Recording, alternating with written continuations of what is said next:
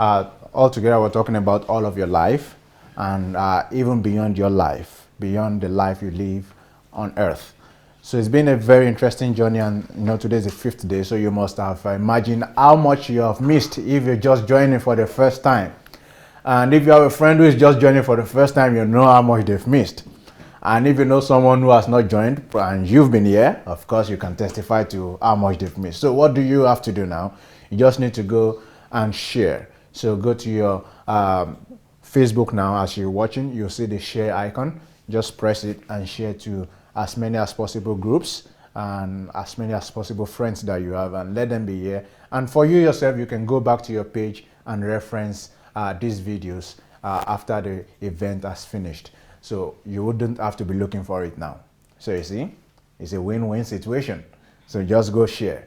All right, so today's day 5 and we'll be continuing. But just before we do that, I would like to remind you that the next HMT will be taking place from the 8th to the 12th of April here in the city of Kyiv, Ukraine. It's better to include the days earlier so that, let's say from the 4th, I think, is it the 4th?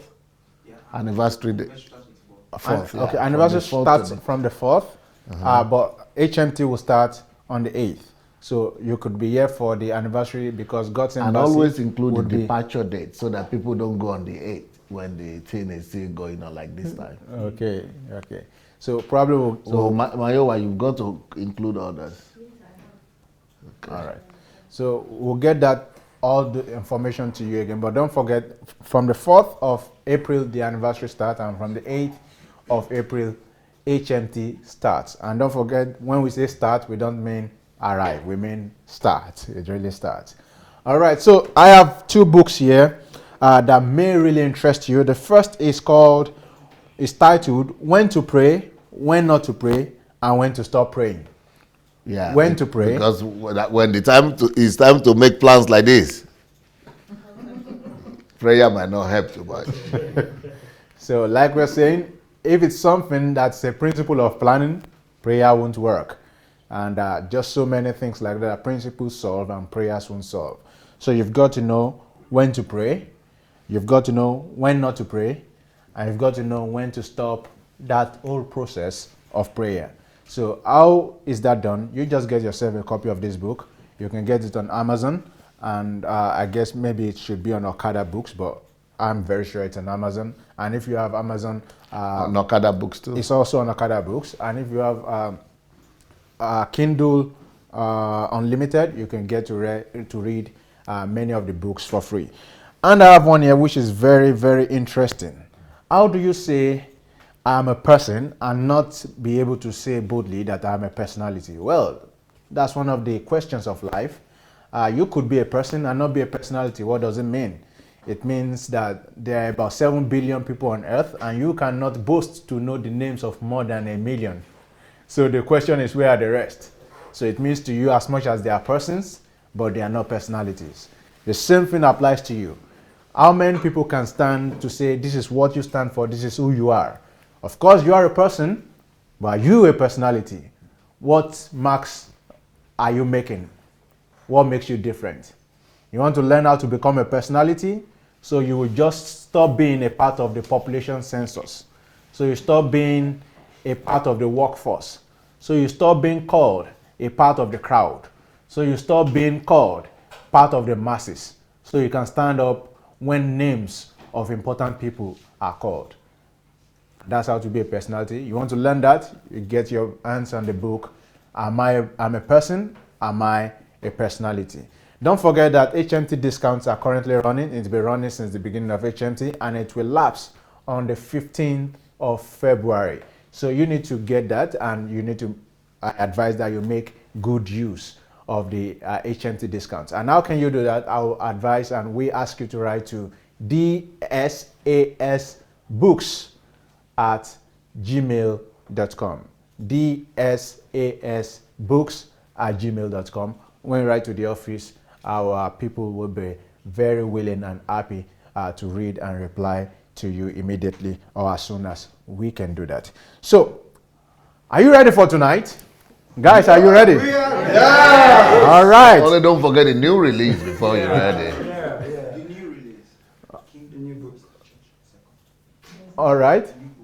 Okay, so there's a new book. A new book. It's called The Kingdom First, Church Second. The Kingdom First, Church Second. For those of you who have read Church Shift, those of you who have read Kingdom Driven Life, you therefore will know what to expect in exponential proportion when you get your hands on Kingdom First, Church Second. You can see the crown on the book. So I guess you should not delay to get your hands on the book. I believe DSA will mention a few things about it before it starts the teaching today. So again, I want to ask those who are in the studio, those who are here tonight, the real HMT stars. Are you guys ready? Yeah. All right, so let's get moving. DSA, over to you, sir.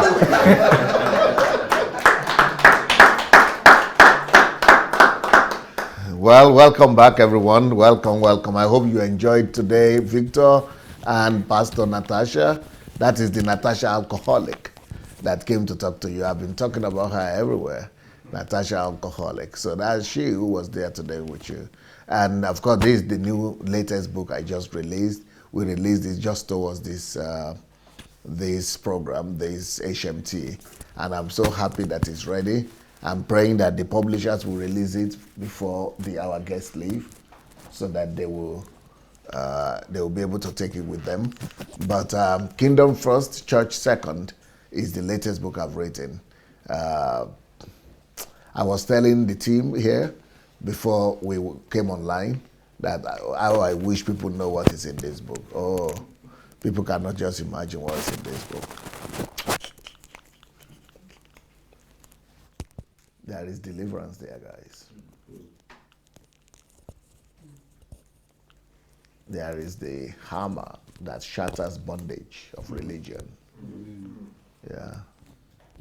The power that destroys the captivity of religion is in there.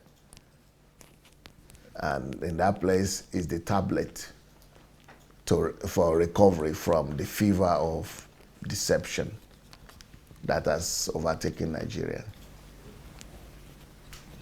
And there is the key to release our brothers and sisters, our countrymen, from the grip of the strong men of religion who are holding them in captives. So, but you can get the book right now for $3. Next week it will be more than that, but right now you can get it for $3.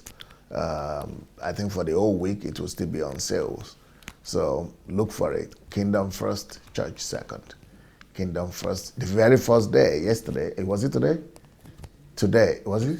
Today. Yeah, when it came out today, it has become the bestseller already. Do you have the photograph for it? When is the bestseller? The bestseller photograph? Can you show us? So that you just see, so that people can just see that it has become the bestseller. You see, number one, it has become the bestseller the very first day. It has overtaken all other books that came out the month. Wow. That's overtaken all other books. That's it in the beginning. Number one, Amazon new hot new releases.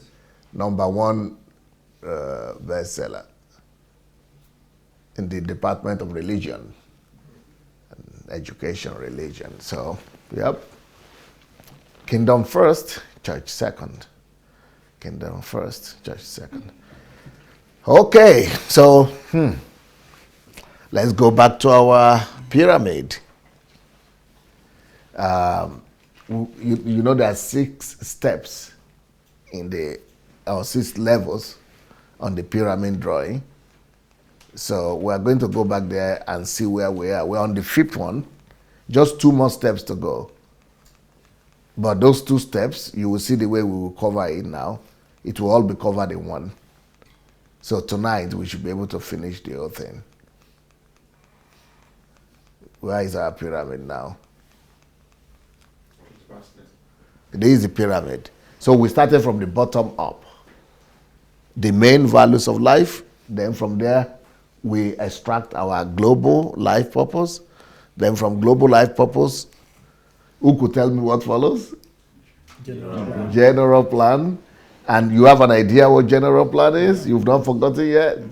Okay, that's where you begin to be more concrete. Then from general plan, you go to a long-term plan. You have an idea of what long-term, that's what we did this morning? Yes. Okay, so tonight we are going to be doing short-term plan, and plan for the day. So the way we are going to approach the plan for the day is not the way motivational speakers do, which makes them to say, okay, plan today, then tomorrow, then next year, then no. So we are planning everything starting from our main values of life. The most important thing we live for, what we're obsessed with, is from there. You see, everything will come out from there. So let's go back to where we are going to continue from.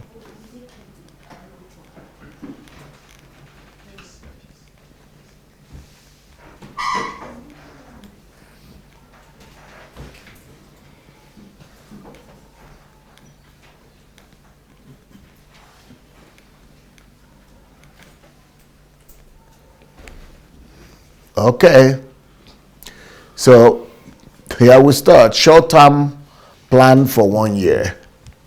Short-term plan for 1 year.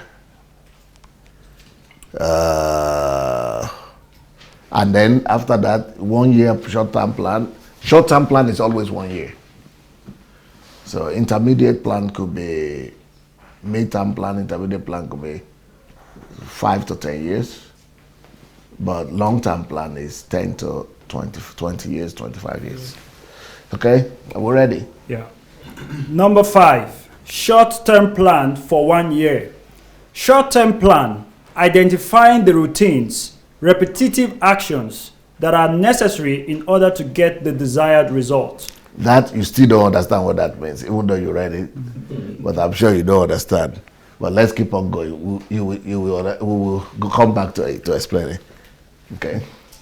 You have to believe in the long-term plan you have, but you need the short-term goals to motivate and inspire you. See, apart from the long term. How to make a plan for the year. How to make a plan for the year.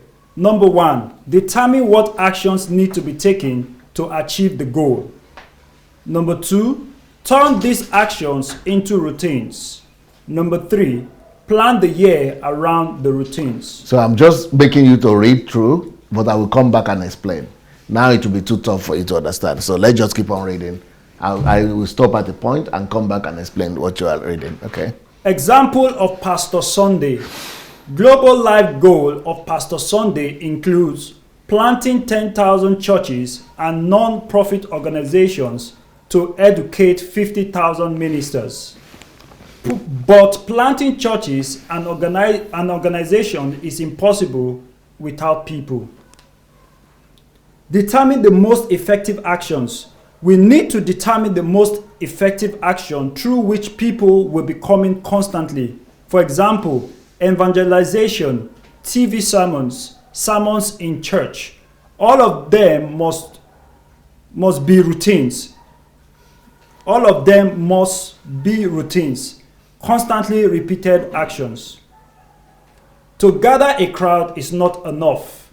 The ultimate goal, to turn all these people into 50,000 members. Okay, just a minute. Sorry. Ministers, just a minute. This will distract you. Read from here. Routine should discipline us. All of these routines discipline Pastor Sunday. He puts himself in the frames. Routines are the frame of annual, monthly, and daily plan. Routines lead us to the goal every day. Okay, don't worry. Okay. Let's read this. Pastor Sunday's routines. Periodicity is important. Scripture reading, prayer refers to God. That means it relates to God, really. It's a translation. That is in relationship to God. Mm-hmm. Personal prayer retreat in relation to God. That is like solitude, right? Mm-hmm. Meeting with pastor's team. Meeting with regional pastors. Meeting with pastors of Kiev churches. Retreats. Mentorship groups. Anointing service. Leadership school. That's 2 to 4 times per year depending on the needs. Pastoral school 1 per year. Bible school. record daily addressing to church, writing books. Okay. Now let's go back. So we are now going to go back to, this is short-term plan where we are in, but to remind you and to really get you, that's why I said you really need to be alert. So if you need, get your coffee, and if you need to get your chocolate, because you need to be alert now. So, but to help you, I'm going to go backward a little bit. I'm going to go back to my goals, because your plan, short term and long term and short term, and even daily routine has to come from your goals, from your global purpose. Okay, so let's go back to my global purpose. Oh, am I going forward or back? I need to go back. Okay. Okay, this we're already done. This one is long term, right? Okay, let's see. Okay, let's just start from here. Goals for the next 5 years, intermediate for Ukraine. Number 1, 100 churches, God's embassy with 1,000 members in Ukraine.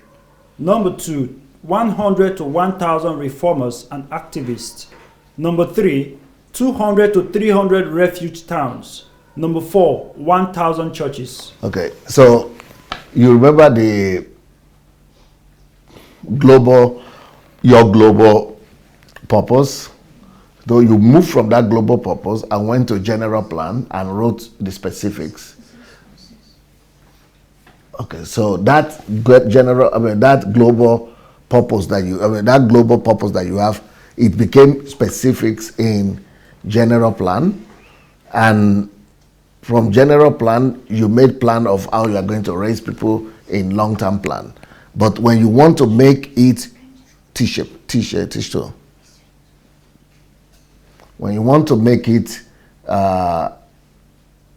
short-term plan, go back to your long-term plan like this, or you could go back to your general plan, or you could even go back to your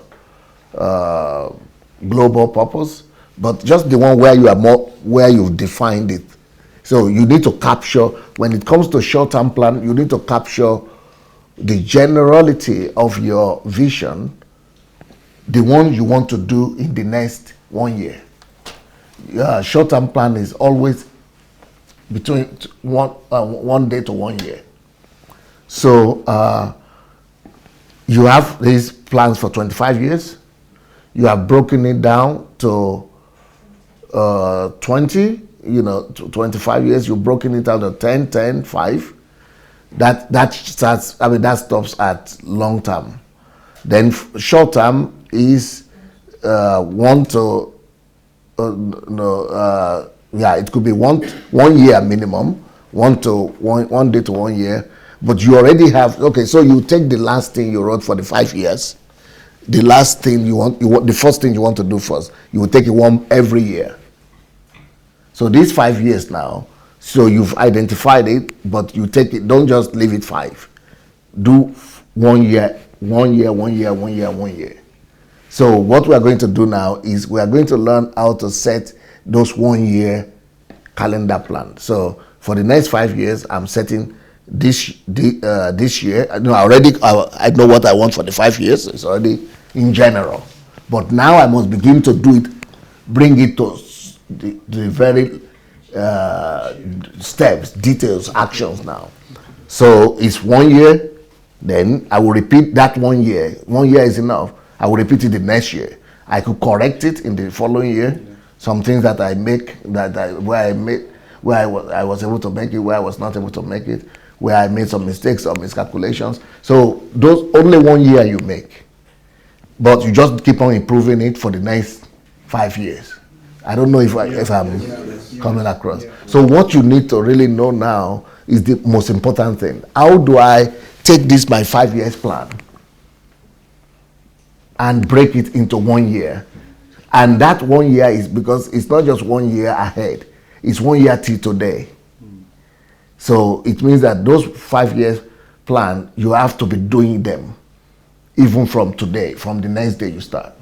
So how do I do that? So I want 100 churches of God's Embassy Church with 1,000 members each. So and I want 1,000 reformers and 300 cities of refuge and 1,000 new churches. So these are concrete, you remember, these are just concrete ideas for the next 5 years. So what do? I have to think, and this for you now, I'm doing this for you. I have to think, since I'm working with people, is another thing if I'm working with factories, if I'm an inventor, if I am a businessman, but I'm talking about most things you will do anyway will have to do with people, but let's use my own example as people. So if I want to build 100 churches with 1,000 members each, it means I must have access to people. So the very first challenge I have to resolve is how to I have to always be in touch with people on a daily basis. And one of the keys to that are leaders, reformers, activists. So I have to pay. So number one point talks about, okay, the routine that I'm going to set has to put me among people, getting people on a daily basis. The second routine has to put me in a place of developing from people to leaders, then to reformers and to activists. Then the next one, cities of refuge. That will take training. So I have to include trainings like HMT. So then 1,000 churches, that also takes training, development of pastors. So I have to include pastors, meeting with pastors and things like that. So what is a year short-term plan? In a year short-term plan, what you do is you decide. You first of all sit down and write down these ones here. You just sit down and write down what are the most important activities that I need to do for people to always keep on coming. That is the first point, because I need people. Without people, none of those things will happen. So what should I do, and how often, how important is that? How often should I do it? So for example, when it comes to people coming, so do I have to put program on TV? Do I have to go ahead and do like I did in the beginning, go ahead and invite people on my own and plead with them the same strategy I used? So, but it has to be, if I really need people, then I want to make it every day. So that kind of thing will be, so in my calendar, there's things you have to, so okay, first of all, I make a list. So what I need for people, I make a list of what is evangelism, outreach, video, Facebook, outreach. I must be among people, or getting people, I must be. So that's one. Then what about leaders?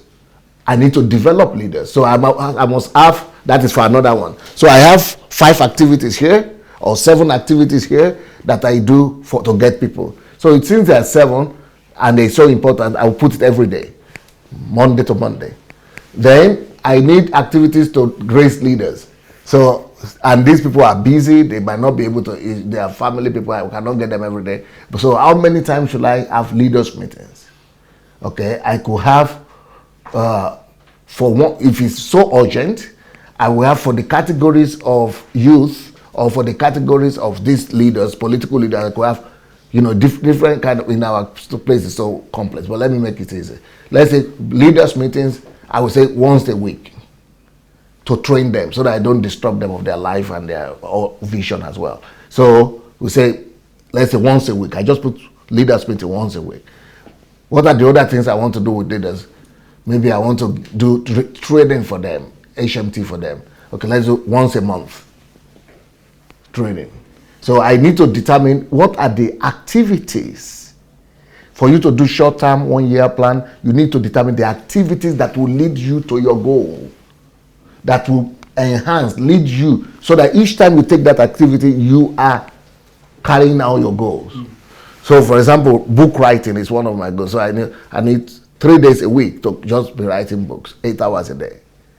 So I put it, book writing is one other thing. So I put book writing, I have it 3 times. I determine how many times I need them a week.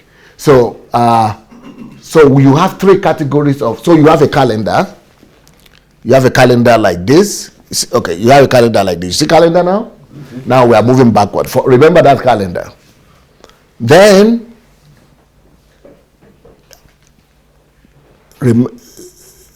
remember those 3 letters you see, I mean those 3 words you see in the bottom. Yeah. So once you make a list, you make this list of all the activities that are needed to bring to pass each one of your goals. Then you have to now come and determine which one of that list of activities has to be annually, monthly, or daily. So you don't need to do daily planning like the motivational speakers are telling you. You take your global plan, general plan, you determine what are these activities that will lead you to fulfilling each one of those global plans that you have, general plans that you have. Once you have defined the activities, 10, 5, 6, how often, then you have to decide for yourself, will I be conducting them, considering your situation, your work, or the people you work with and things. So you determine, like I said, evangelism, I will be doing it maybe every day, maybe twice a week. You determine. So, for example, there are things that are every day. For me, relationship with God is every day. But solitude, that is already every month. Mm-hmm. Then annual something, leaders training. I say I will not do it annually, I will do every 3 months. So that is 4 times a year. So by the time you find calendar and you put leaders training and you put them 4 times in a year, what do you call them? The 4 quarterly. Once you put them quarterly, once, one, and you fix a date for them. Those dates in that 1 year calendar are already busy. Then once you take solitude every month, maybe from the 1 week, maybe let's say the 3rd week of every month, or the maybe 3rd weekend of every month. So you put that already and mark them out from January to the end of the year. So you have planned daily, automatically. I mean, not daily, but that we are going to get to daily. Then, so you have already marked all that out for the whole year. Then let's look at the activities that are monthly. So, for example, I go to church monthly to talk to leaders and pastors, like I did last time. So I have the monthly. Every month is already, secured. Then I have leaders, I have HMT, like trainings like this. I used to do trainings every weekend. So I already put every week. That is weekly. So that is all throughout the year. Then I have my daily schedule. You are going to show you now. Okay, let's see. For example, because some of the things that there are some things that I didn't really write in the goal, but you remember my, like solitude, like prayers. I didn't write them in my general plan, but you remember my obsession. Mm-hmm. That is why you saw that word in relations to God, because it's my obsession. So everything that is in relation to God, they become my priority. So in relations to God, I have daily, like I told you, my 10th of the day. So those are daily. So daily, I have personal relationship with God. Daily. 3 hours. Reading, self-education. That is all belonging in that fundamental values. Those are my values. Those are not work. Those are not activities. Those are values. So those come daily. Then all other activities, there are so many activities that I have.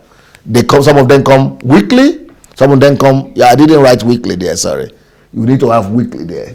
Yeah, annually, monthly, weekly, daily.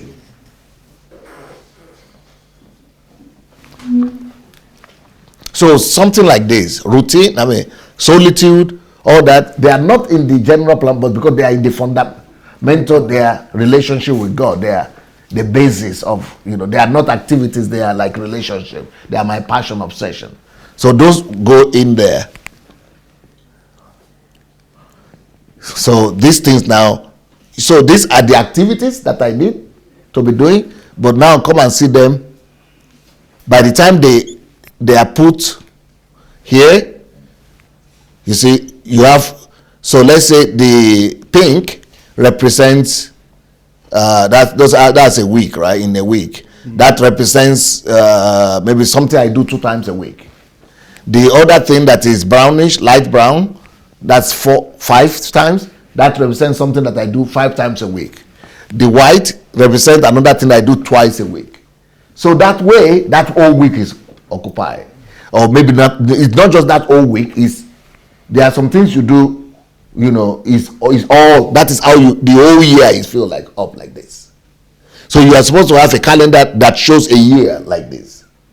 So, but since it's weekly or something, the weekly ones or the monthly ones, something, so that is how you fill out. All those your activities will fill out but you don't need to fill everything out. Because those ones, but make sure that you build all those, you fill into your program, into the calendar, all those your vision and how many times you want to do it. Now you will discover that there will be about 40% of your calendar that is still free. Don't force it. Don't fill it up. Your goal has been incorporated already. If you go and say, I have too much time left or something still left, and then you are going to use that to push yourself, you push yourself to the corner. You will not have, you will not have freedom to maneuver. But you never should fill your whole day up, even with your goals. You should always fill up 60%. Then leave other 40% out for you to recreate, for you to read, for you to just do things you like, for you to, wash something, for you to pay attention to your family, for you to pay attention to your whatever you need to do also. So don't push yourself to the corner whereby it's too tight, and then when you miss one, you begin to blame yourself, and then you cannot make the other one. But this way you always be able to redeem anything you didn't make, and you are still in charge, but you have already planned the most important thing in your life. The most important thing in your life are those, the routines that are your plans that you have put in there. And since they are already there, that is the most important thing. All the rest is just your freedom, and to be able to either double even what you are already doing or to do it more intensely, but you have that freedom. So ideally, only plan 60% as the law, the ones that cannot be negotiated. Then the 40% that is there, you can now use it for other things to make to make you free enough to be able to add to it, and do other things as well. So this is the general introduction. Now we are going to go back to this short-term something, and you will now be able to understand it better. Now we are going to begin to read now for real. But when we are reading it at first, it would have been more difficult for you without this introduction. So this is just introduction, and you have not got it yet, but at least it will prepare you to begin to know and understand what is ahead. So now let's start again. Number 5, short-term plan for 1 year. Short-term plan, identifying the routines, repetitive actions that are necessary in order to get the desired results. So what are routines? Now, in English language, do routines sound boring and oppressive, or they are just normal words? They sound boring. They sound boring? Yeah. Okay. even if you go for interviews, yeah, one thing they would like to want to find out if you are the kind of person who is a routine person or somebody who enjoys doing something, different things. Okay. In a Spontaneous. day. Yes, yeah. And most times you see the answers that people will give you, and the kind of, that's my experience and perception. The answer they're expecting is for you to tell them that I'm not the kind of person who like routine. But I think it also depends on the kind of job that you're going for. Yeah, but generally they see routine as something boring. Boring. Yeah. Good. All right. So now listen closely. Most people in the world see routines as something very boring Yeah. and something very depressing. But listen to me here. There is nothing more powerful in life than routines. Because it makes you Yes. learn more. I mean, get used to. Yes. So routines are some of the greatest things you could make yourself to have.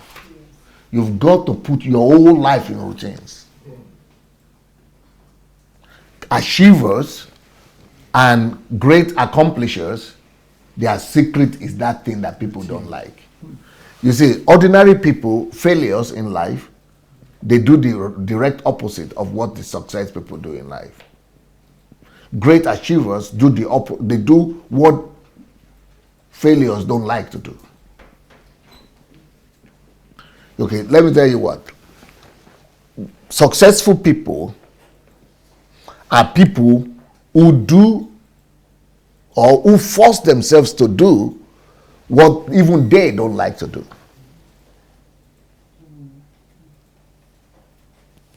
But failures in life are people who only do what they like to do and don't do what they don't like to do. Maybe I should repeat that again. Failures go by their emotions, likes and dislikes. So, for example, Victor or Anu will write a letter for me and or will write some papers for me, and they want to do it fast. And I get the paper and I say, why is it that I can't see paragraphs and I can't see comma here? Or why is it that this one is grammar, there's spelling mistake here? Oh, yeah. Oh, okay, we'll do it now. We'll correct it now. Why? Because they wanted to, nobody wants to do something boring, something that is going back again to examine, it's going through that cycle of doing minute kind of things over and over again. Everybody just want to finish complete. That's exactly what all of us are. Even successful people themselves and achievers, they don't like to do those things. But because of what they know, they force themselves to do even what they don't like to do. Paying attention to details. So they pay attention to details, they go over and over again. People don't like that to do that. All of us don't like. Yeah. But the people who become successful in life are the ones who have forced themselves to always do those things that they don't feel like doing. And one of those things are routines. Everybody wants to be a free bird, kind of. I fly when I want to fly. I fly out, I fly in, I do anything I want to do at any time. Everybody are like that. But successful people, they know better. They know that if they are going to achieve the goals they want to achieve, or if they want to get to the place they want to get to, they've got to force themselves to sit down in one place 6 hours, 8 hours every day, doing what is painful for them to do.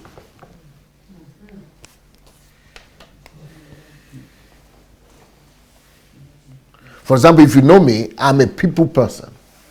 I'm an outrovert, or what they call it. Extrovert. Extrovert. I'm an extrovert. I'm an extrovert. I like to relate with people. That's my life. That's what I enjoy. I don't struggle to relate with people. But when I came to God, in one particular church, they almost put it out of me. I had to relearn it. But anyway, And when I was a child, I used to struggle from timidity and inferiority complex. So it was, circumstances wanted to kill that thing in me. But once I rediscovered it, that is natural for me. But every day I force myself to do the opposite.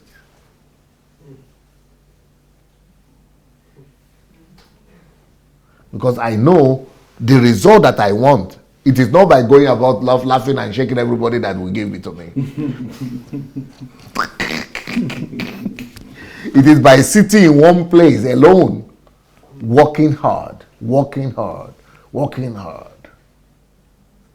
developing, adding value, creating value. So I make myself, I don't go anywhere. You ask guys, unless I need to go to court or go to church. I don't go to bad days. Sometimes I do. Some people get me to do it, but there are not things I do. I don't go to restaurant. I don't go to, not that I cannot. I can't, but I'm too,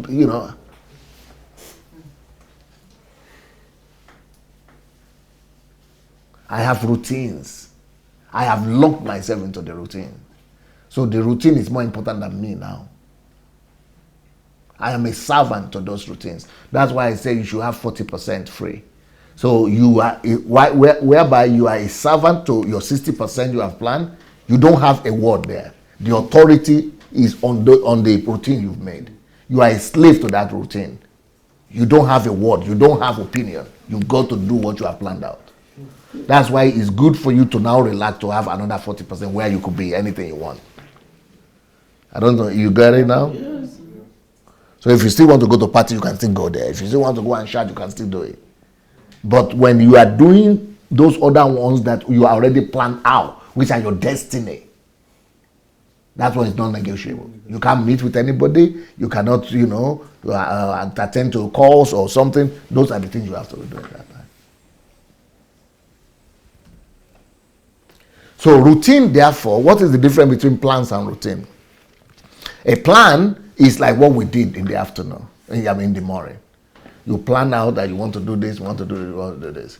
But until you put these plans, and what we are doing now is a plan too, but I'm combining plan and routine.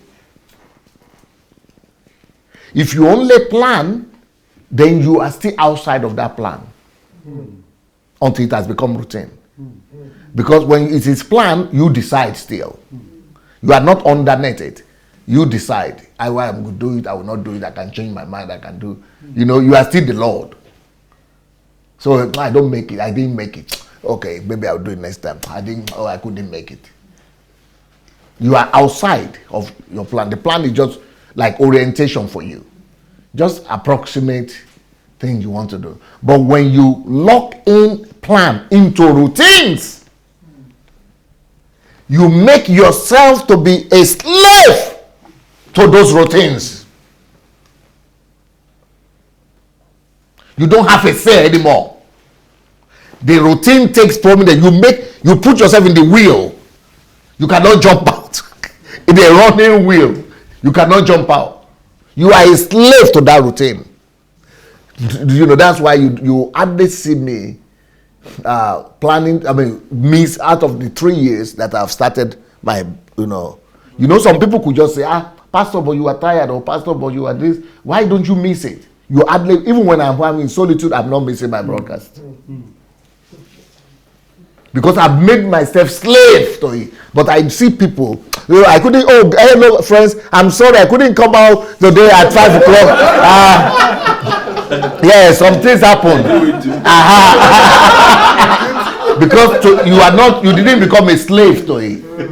Yeah, although you have told people that every 5 o'clock, but because it didn't work out, I'm sorry guys, it didn't work out. We'll come at 7. Then you are still a freelancer. So, but when you have a plan, but you don't have a routine.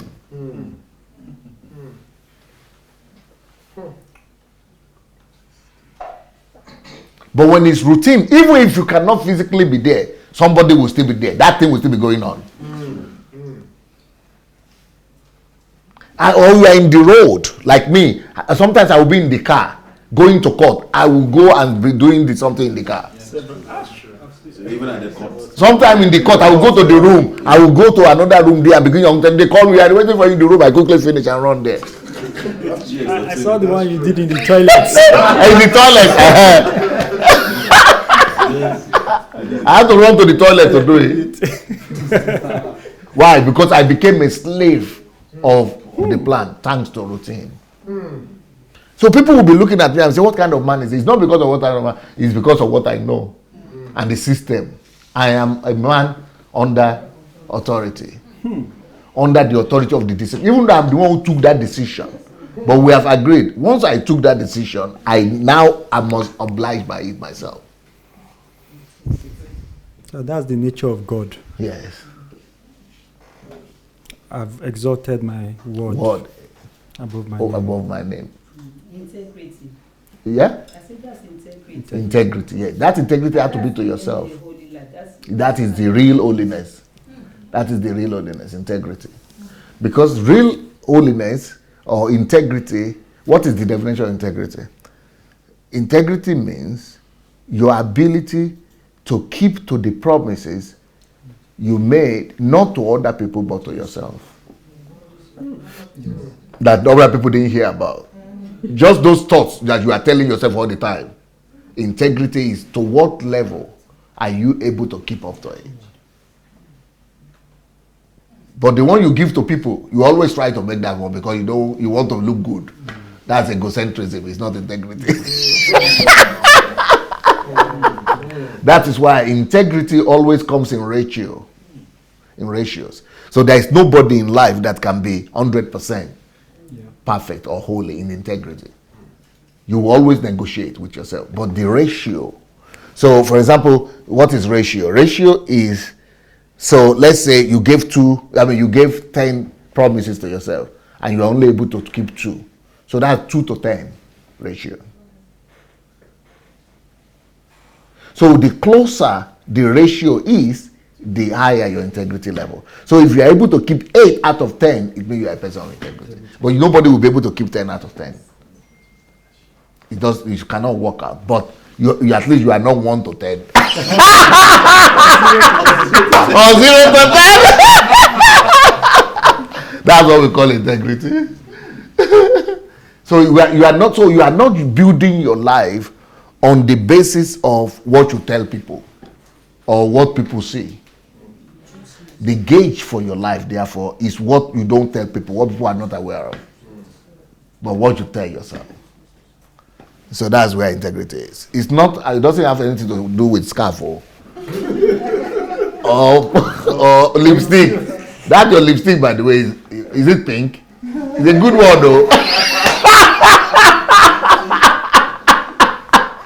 Beautiful color, beautiful color, beautiful color. So integrity doesn't have to. Only the integrity doesn't have to do with all those things. It has to do with inside. Inside. Those things that nobody is saying. But God sees, but you too see. Yeah. Anyway, I don't know where I got to take that. I was not planning to go that way. Where was I before? Okay, routine. Routines. So routines is, so the difference between routine and a plan is you can see changes. You can see say I didn't make it, I'm late. Or okay, let's come next tomorrow. I didn't make it today. Okay, no program today. I'm sorry, there will be no program today. We'll just come tomorrow. Or for example, you could say, okay, we couldn't make it for 5 o'clock or 7 o'clock. Let's do it in 2 hours time. So it doesn't even matter if nobody will show up. They don't know that you are orienting yourself by what by your own integrity, by your own word to yourself. So routine is not even integrity. You don't even promise. When it's routine, you decide one time when the plan is made, when the program is made. You don't need to promise again. No integrity needed when you understand routine. You don't need to be integrity is when you promise, you have to try to keep it. But when it's routine, you agreed, you work data out. Is this what we want to do? You yourself or with yourself, you agreed one time and you put it in the program, in the plan. You don't need to promise anymore. You just need to, now put your alarm or whatever you have. Anything that will be reminding you, or clock in your computer that, okay, according to your routine, you put in the alarm. So you are a slave to it. So that one you don't even have to try to keep your promise. It's not your promise anymore. It's out of your hand. Once you have made that decision that these are the things we are doing, 60% has been planned out, and all the program, it's out of your hand. It's like you want to appear to work at work. You are a slave to that program. So you don't even have a say in here in that one. It's just that you go, it's done. The same principle you've got to use for your finances. So in finances, for example, like I am Pastor Bosse, and the income that I have monthly, we have sat down. The first year of our marriage, we were sitting down every month just to build a system. So every month, we sat down one time, built a system, a policy like this. What are the most important things we want to be using these things for? This was 25 years ago. So but we are fine-tuning it for 1 year. Once it's perfect, this is before we had children, but we have budgeted for them, for children, 4 years before they were born. The income, out of our income, what is going to them.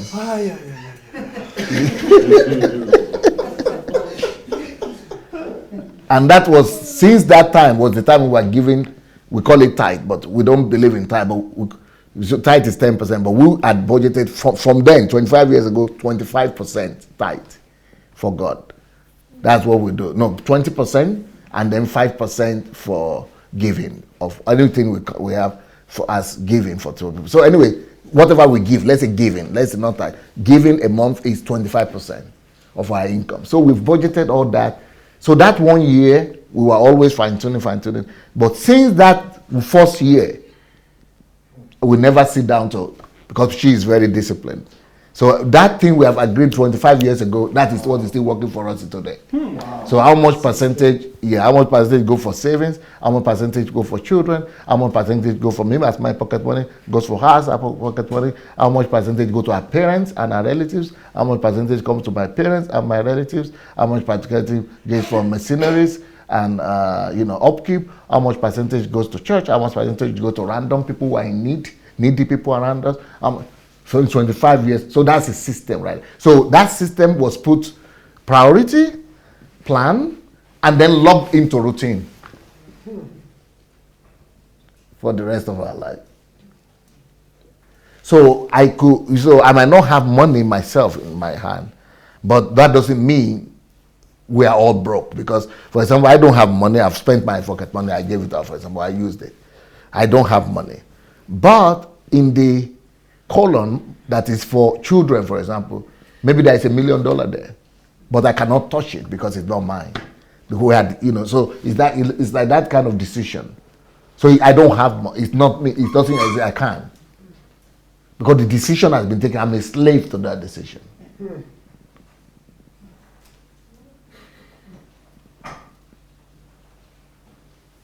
So the same policy we have with the church. So, for example, in the house here, I might not have, because we need $15,000 just for the upkeep of this house every month. So I might not have money for the upkeep of the house because it was too much than we budgeted for. But I dare not go to Pastor Bosse or to church to ask for anything because it's all out of order. I've got to believe God for it. So that's the power of routine. You become a slave to your decision.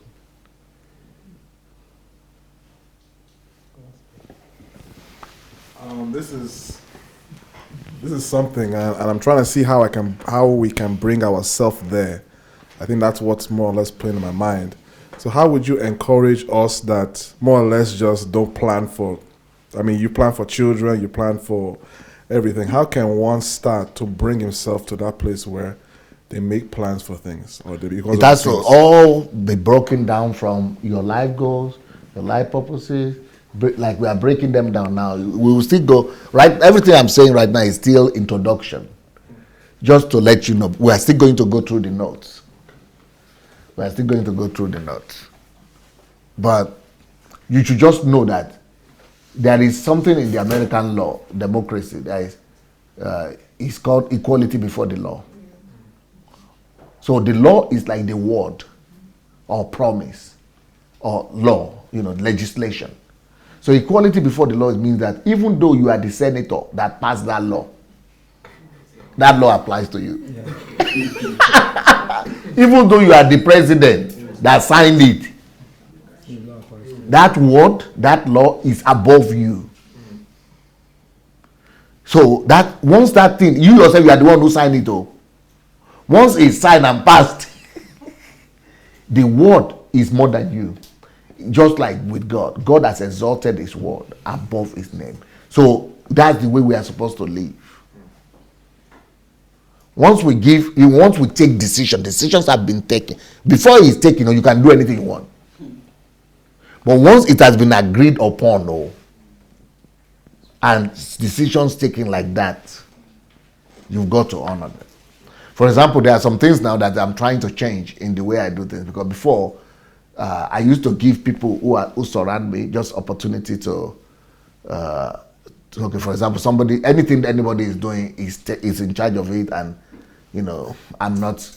So those are the things, because I've given my word. It's taking me years I want to do another policy. So before I do another policy, I've got to bring them in, even though I'm the boss. But since I had given my word like that, I cannot just go and say I change it. So I've got to bring everybody that has interest that this one could affect. Okay, do you agree with this? Is it the way, or something? Okay, let's agree. Let's do this. I have to explain to them, please, it didn't work out. Or please, these things have changed. Now, let's try to change this. I have to appeal to them, even though they are my staff and my members and even workers. But I've got to, my word that I had agreed for before them, not because I want to please God, though. This is just because these are policies. This is the way things work. It is. If you have listened to the Truth series, truth are the things that make the world go around. 2 plus 2 has to be 4. Once that decision is made, 1 plus 1 has to be 2. But before the decision is made, you can still be deliberating or something. So that is how routine is. Routine is different. So if you have not lived on the level of routine before, you are a free man on one hand, but that also explains why you are not super successful. So, but when you live by routine, you are super successful. You will be successful automatically, even if you don't want it again. As long as yes, as long as you keep on just obeying the routine, the routine you just will give you the same predictable results.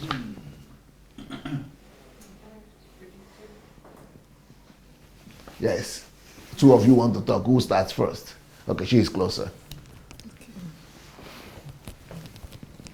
JC, I have a question. So in relation to the establishing the routine, especially in the family setting, because I found that really interesting.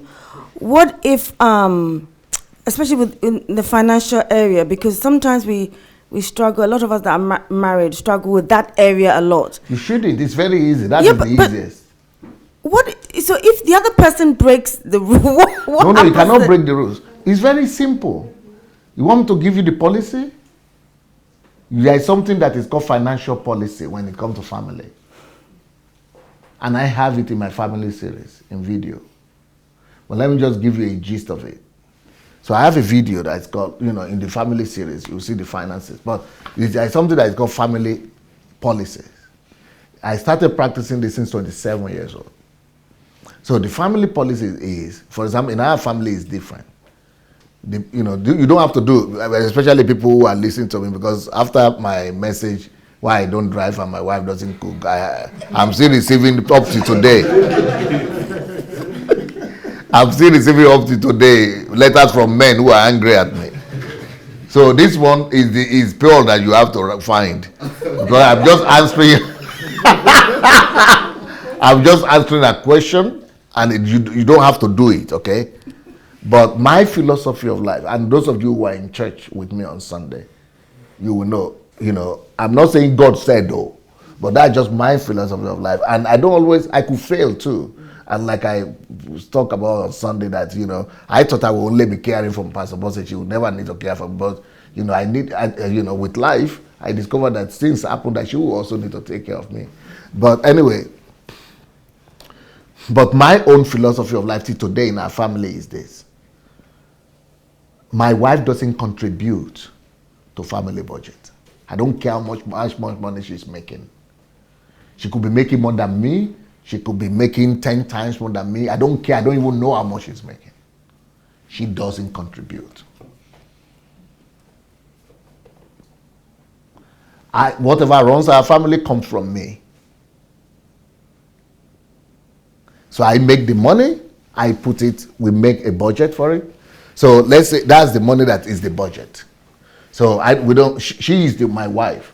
And what that means is that I asked her to come and join me, to live her life and submit her life to be at Mrs. Adelaja, to come and live with me. She was living her own life independent, so she had her own last name. I put her to come and, be under me. So I have to take responsibility for that. Otherwise, I will be deceiving her. So I said, be my wife, I will take care of you. So I have to keep to that word. So she is my wife. Because of that, I make money, and the money I make is available there. It's like we never say money I make. It's just now I'm using it just for you to know. But it's our money. It's called family money, family budget. It's not me. You never hear I. That's just what comes. So so what we have to decide to do in the family is who is more shrewd and prudent. Shrewd and prudent in terms of money. In our own case, if I get $1 million right now, I'm going to distribute it before I never have anything in my pocket because of that. So I know it cannot be me. So that's why I confess to her immediately. And she is very good. So whenever I get any envelope, which is my income, not the blessings. The blessings I could have more freedom with that one. Whatever comes. But whatever my income is, I don't even open the envelope. Or the account, I don't even go there. I don't even go to the account. I don't even know the account. I don't even have the credit card. So the envelope goes to her immediately. Because she's the manager. Because you remember we planned it, we decided. It's not automatic. So in your family, if your wife is the spending one, then maybe it's the guy that we want to be in charge. But I'm afraid of making guys be in charge of money. Because it is easy, especially if he's the one making that money. Even if he's not the one making it. It's easy for him to say that, okay, how much do you need for the fish? But I gave you $2 yesterday. Where did you spend that? Did you go and use it for lipstick? You don't want to. So that's why I'm very wary about men being in charge of finance. But if he's a man of discipline, if he knows what it means to it's just functioning there. It's not because it's head or something. It's just about somebody who is more prudent, who is more shrewd. So let's say him or her. So in our own family, it's her. So all the things comes to her. Now, but it's not her money, and she doesn't use it. She's not the one in charge of, spending it. Who is in charge? The 25 years ago, we both sat down and made policies. So it is the policies that are in charge, not her, not me. Even though she's the one signing the papers and she's the one giving out the card, but it's just like her hands doing it. But it is our common decisions that are doing that. I don't know if you are getting it. Yes. She cannot violate the rules too. It will be out of order. So now, for us not to have any problem, that's why I said we sat down together one day. It only took one day. We agreed. How much percentage is going for this? How much percentage is going for this? How much percentage is going for this? How much is this? How much is going for investment? How much? So we agreed on all that. Earlier, we incorporated everything. Now, could something be changed there? Yes, that's why one whole year we needed to keep on coming back to fine tune and to tweak it and to, see things how they work. So, but once we reach a final agreement like that, she is just doing a job, just like going to work, and she's working and doing what you need to do at work. So there shouldn't be any problem. Now, there might be situations but I don't have money because I never see the envelope, I never see anything. But you remember that one of the articles, one of the policies that I have a certain percentage just for my upkeep, just for my own, anything I want I could use for it, just for my own pocket money, you could say. And she has her own, for her own pocket money. She might never use them, I don't care. And I might never use my own, she doesn't care too, it's not a problem. I could even return it. I can even not touch it. That is already something else, but it is in that article and in that account. So there is no issue in, we don't even discuss it. We don't even talk money because the policies talk it for us. The order has spoken it long time.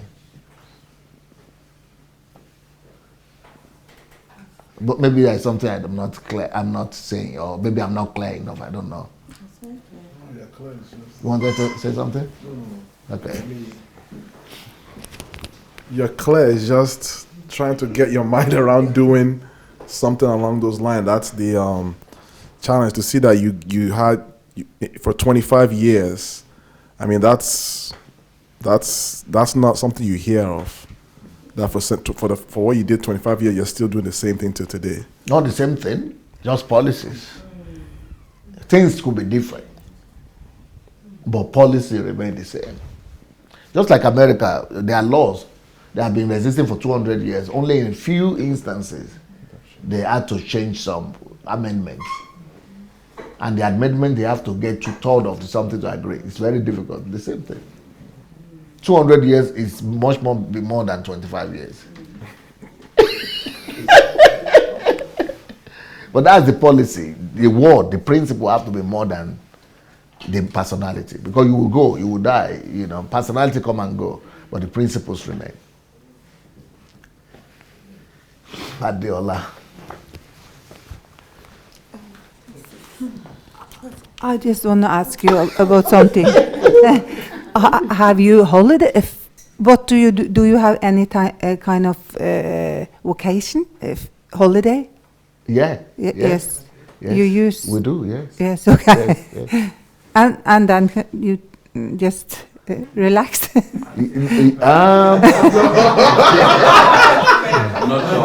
No, vacation for me is not. My own definition of vacation and holiday is different. Holiday for me is a time when we go, when I am free from the normal things that I do. So this schedule, this routine, for example, is there. You remember I said we have 40% that is free? So that 40% that is free, we could use it for holidays, maybe 2 times a year, 3 times a year, as many, because it's good. But when I go for holidays like vacation like that, it is a time for me not to be distracted by training leaders, pastors, I'm not doing all the normal things that I do. But then I can find time for what I want to do. That is holiday for me. So I'm not being distracted by you, by training, by HMT, by anything, but I have a lot of time. I'm with my wife. So we go to the beach, we go to the restaurant, we go to see friends, but then we still have a lot of time. So that's the best time for me to write new books, to read as many books as possible, to exercise, to just do things that I would have liked to do more, and I didn't have time to do. So by the time I normally come back from holidays, I always write more books than here. Read more books than here, look elsewhere, because I have all the time to myself to do what I want to do. So it's the most productive time for me. Vacation is the most productive time. For me, it's not vacation when you go and lie down and just and put your head off. I can lie down, but I can never put my head off. No. It's impossible, because even if you want to put your head off and lie down, your mind is still working. It's not possible for your mind to be off. So I lie down, but I lie down with something in my ear or with something in my hand to read. You just normal. Even though I'm resting, the body is resting, but my mind, even if I'm not reading anything, my mind is still working. But I have to dictate to it what it should work on. So if I don't dictate to it what it should work on, it will be working on any other stupid thing there. Without my permission. I don't know if I answered your question. Okay. Now we go to you at last. The stakes is getting higher. I'm just trying to see. Then I used to work with a pharmaceutical organization back then in Nigeria, and you are forced to do, there's something called standard operation procedure. You know, you feel those things. He said every morning on Mondays you take assays of the pH of the waters in all the labs in different production departments. You know, we do those things. We record them every day. And you didn't understand why. So I now begin to apply when you see organization work and you see things just flowing seamless and you think there is magic going on. I begin to connect that these are because of routines. These are the things, and the routine is what we complain that what's all this every morning you just feel paper, but you don't know. Yeah, you never knew that those things are in place in actually to keep the system going. So that's the magic. I just know that. That's the magic. Our life can be more predictable. Yeah, those are the things that make life what predictable. Dr. Sunday is teaching when we begin to submit and enslave ourselves to this. Thank you very much. Yes. Wow.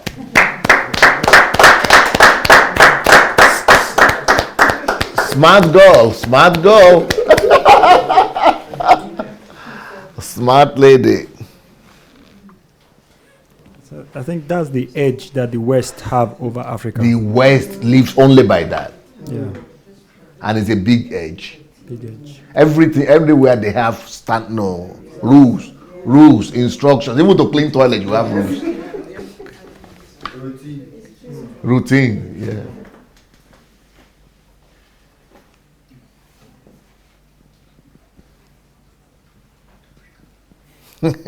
I should continue. Yeah.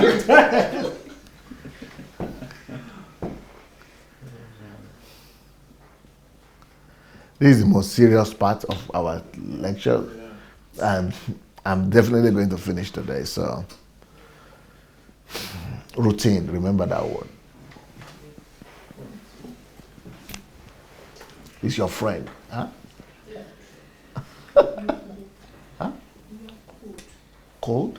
Are you cold? Cold. I can't believe it. Cold? Okay, make you close up then.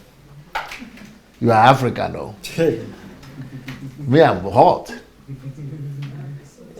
Okay, we are going to close the window, don't worry.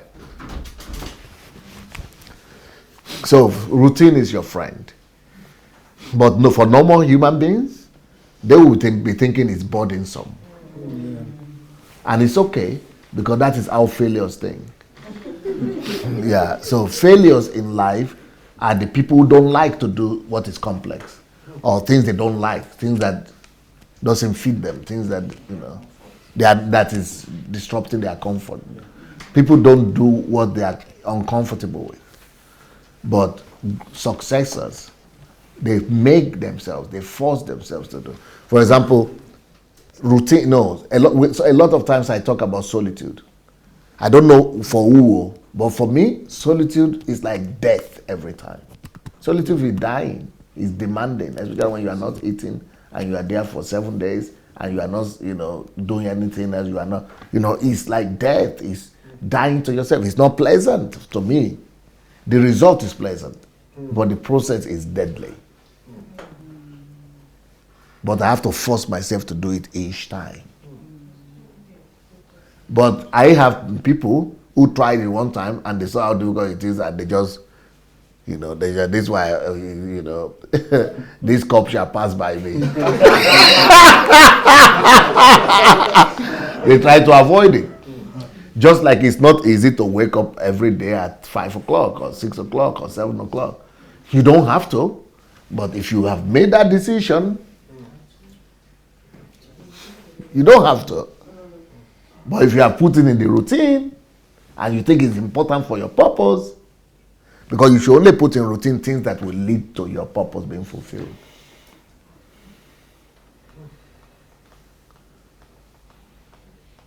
So the most important things in your life are not what your leader tells you or your pastor tells you, but the things that your routines tell you. The highest authority, the people, the things you obey most are the things that your routine. Now, you could put in that routine your leader too or your pastor too, but at least you have set it in there. Or only when you could do those things at the 40% that is free. So the highest authority should be, because your routines are merged together with your life purpose. So you remember that whatever your routines are telling you is only telling you your life purpose. It's only leading you to your life purpose. So that's why your life purpose is always more important than any other thing. That's why you cannot argue with your routines, because you cannot argue with your life purpose.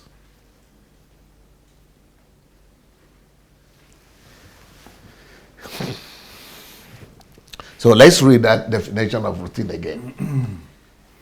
Number 5. I think it will be getting clearer as we go. Short-term plan for 1 year. Short-term plan. Identifying the routines, repetitive actions that are necessary in order to get the desired result. The desired result is fulfillment of your purpose, of your plans. But routines are always repetitive. That's why people don't like it. So you remember I said you have to put the things there that are every day. And every day means repetitive every day. Every week, there are some programs that you need to do only every week or twice a week. That's also repetitive. Or every month or every year. So those are repetitive stuff. But once it's a routine and you lock yourself into it, you just have to automatically be going through it. Okay? You have to believe in the long-term plan you have, but you need the short-term goals to motivate and inspire you. So that's why you need those routines. You know, not just the big plan that you have. No, but what will take you there. Even without you thinking. Once you work out those routines, that all these things I'm doing every week, every day, every month, every year, or quarterly, or twice a year, once you are just going through them, you don't even need to think again. You are just going through them, you know, automatically. So once, as long as you are repeating and you are going through those things automatically, you will get results. You don't even need to even bother again, because you have set it up. You know, once the repetitive something will be. For example, you are going out every day, like for example, every year, every January or February, like this, I'm doing this retreat, HMT, sorry. I'm doing this HMT with different people. I don't even ask myself the question anymore. So am I going to get results? Either I want to or I don't want to. Results are being produced. Or like I put routine, I'm going to be appearing twice a day on Facebook. I'm just appearing. Because I'm doing the same thing every day. Either I like it, I don't like it, or results are being produced.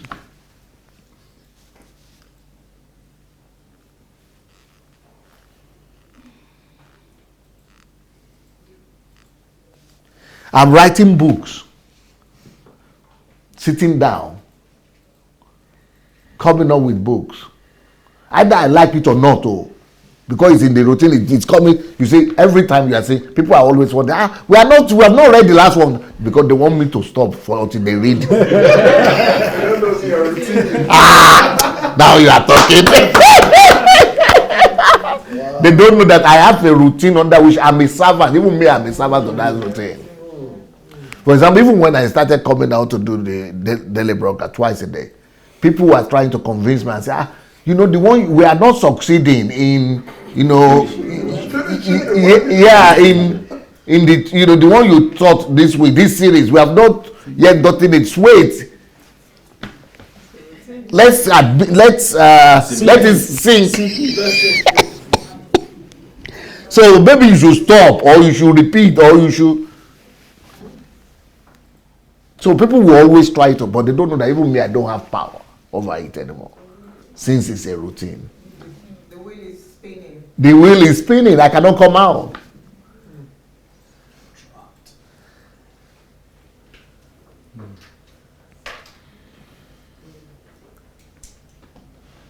Or some people are saying that, okay, you pastor, see how much abuse is coming because of your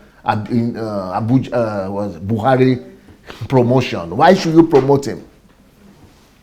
Because, I have addiction. And that addiction is the values, my life values. They compel me to do what I'm doing. I'm a servant to those values. Abuse don't change. Because they were not there when the values were taken. They don't stop it, they don't enhance it, they don't limit it. What has to be done has to be done. I don't decide anymore. Routines decide. Let's continue. How to make a plan for the year. Number 1, determine what actions need to be taken to achieve the goal. Number 2. So you remember I told you, make a list of the actions. What are the particular actions, activities that would lead to, is it 1,000 member church? Is it leaders, 1,000 leaders you want to raise? So whatever point you have in your own goals and purpose, determine what are the functions, what are the activities that will lead to it. Then lock it up in the calendar for a whole year, yearly calendar, having decided the frequency. And what should you use as the criteria to decide the frequency? How urgent is that particular one? Or how desperate are you to, how much do you want it to be? What is the intensity or the amount of you want it to grow? So you decide the frequency of everyone, but lock them up once you decide. So that way you have a whole 1 year plan. Sometimes you will discover that days, if you want to just put every day, that 7 days only, and you have like 40 activities, then you begin to discover that, okay, there are some activities that will not come every day, maybe twice a week, maybe thrice a week.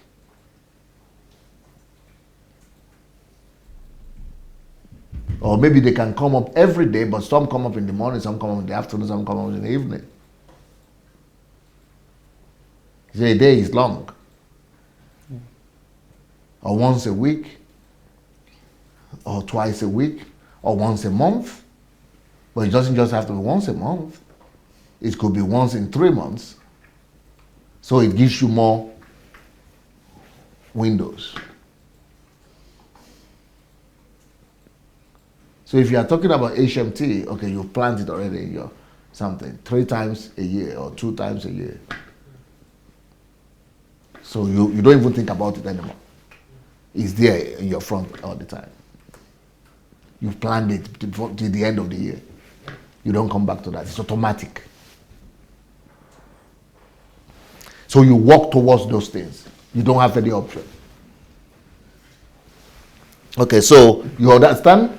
It is the list of actions that you make that will lead to your routine when you lock them up in a calendar and in a frequency.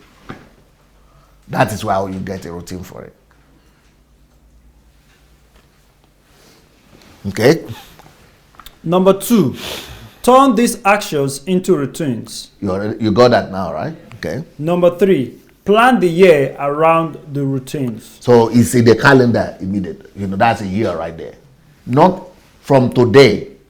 The way people, motivational preachers or teachers, motivational speakers, what do you call them? Speakers, the way they teach you to do planning is that, okay, tomorrow you want to do that, or you are going to do events. They are just making you to plan events. No, it's not coming out, it's not connected to everything you are born for and and it's not looking from the top. It's just like, okay, I'm invited to that place today, I'm invited to that place tomorrow, Organize. Just organize. That's just organize. Make the list then what you want and then put tomorrow. Yeah, so this is what we are doing, but what they teach is just to organize. Yeah. But organize is different, they call it planning. It's totally different from what we are doing. So when I wrote a book, A Visionless Life is a Meaningless Life. People say, oh, I know what vision is. Oh, I've read books on vision. They don't know there's totally different approach. The approach in my book, Visionless Life is a Meaningless Life, is talking about God's approach, God's vision and God's understanding. That is the one we are now wrapping into your life. But what they call vision is ambition. Okay? Example of Pastor Sunday.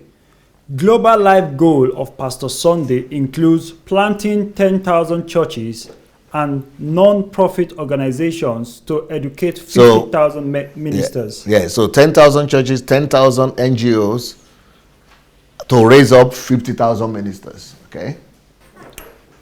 But planting churches and organization is impossible without people. So, since I have that a goal, 10,000 churches, what do I need? What is the primary thing for churches? People. So, you see, that's why that decision is being made. People. In all these elements that I'm talking about, it's people that I need. Ministers, they are people. NGOs, they are people. Church, they are people. So, I must come up with I must then ask myself, what are the activities that will allow me to attract people? If I want to get leaders, 10,000 leaders, that means I have to have at least 10,000 people. And of course, since leaders can only be, everybody can become leader, but life tells you that maybe 20% only will become leaders. So it means I have to keep on getting people so that from them I will be converting the ones that are serious to leaders. So that is the most important assignment there. So that's why it comes first. So how do I resolve this assignment? Determine the most effective actions. We need to determine the most effective action. What do we call effective? What will bring me to that desire, to the people? That is the actions. What are the actions that will make people to come? That's what we call effective. Effective actions. What actions can I write down? What actions can I put down that will make people to come to me, or that will attract, that will make me to get people that I will later turn to leaders or turn to pastors and things? Determine the most effective actions. We need to determine the most effective action through which people will be coming constantly. For example, and the key words there is constantly. You don't just want people to come one time, but you want to put up a system and put it in routine that your actions will constantly be bringing people. For example, evangelization. Is going on, always going on. Those are called routines. So which means people will always be coming. Why? Because I need to convert them to leaders. I need to help them to get their vision. I need to release them to plant the churches and do all the things that we need them to do. To gather a crowd is not enough. The ultimate goal, to turn all these people into 50,000 ministers. So we already know that they are coming. People will be coming. We already put a program or routines that will make people to be coming. But those are just crowd. Then I need other set of activities to turn those crowd to leaders or to ministers. What are those activities? Leaders meetings, leaders schools, HMT, trainings. So I need to make a list of those ones now. So if I have the actions that make people to come, I already put them every week or every day. Those ones are done. That is done. So I finish with one of my things that I want. Then the second thing that I want, I need leaders to be. So what are the actions that will produce leaders? Training. I make a list of that one as well. Then I go to my calendar and I ask myself, how often do I want to be doing them? So I put them, 2 times a week, 2 times a month, and I put them in those calendar immediately. So those two problems, those two goals of mine are already secured because they are going into routine. So by the time I finish all the goals, the routine, it doesn't matter if my calendar is not full. It doesn't have to be full, but at least what I have to be concerned is that all my goals are secured now. I just need to be keen to implement the routines. So either I like it or not, by achieving the goals, just by doing my daily activities, daily things that I've already planned. Automatically, I'm just waking up and doing the things. You see, I don't, like I said, the only thing that makes me to go out of this house is just court and church. Otherwise, I don't go. Why? Because I'm in routines. When I live here, I'm in routine doing some other things.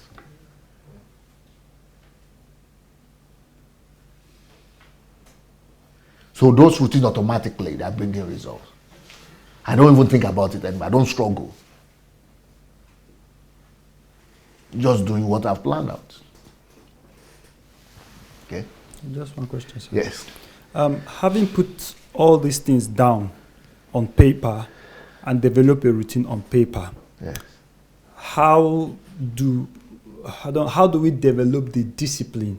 Is there Yes, a particular there's method a routine for that also. to develop The discipline. the yes. discipline to actually carry them out? You don't need to develop the discipline. You only need to put the discipline in routine too.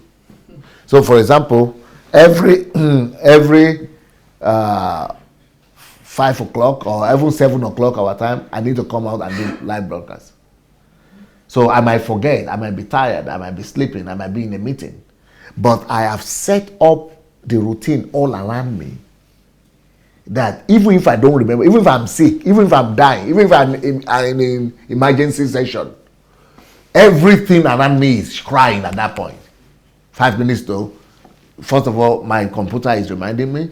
Secondly, my device is talking. Thirdly, my assistants.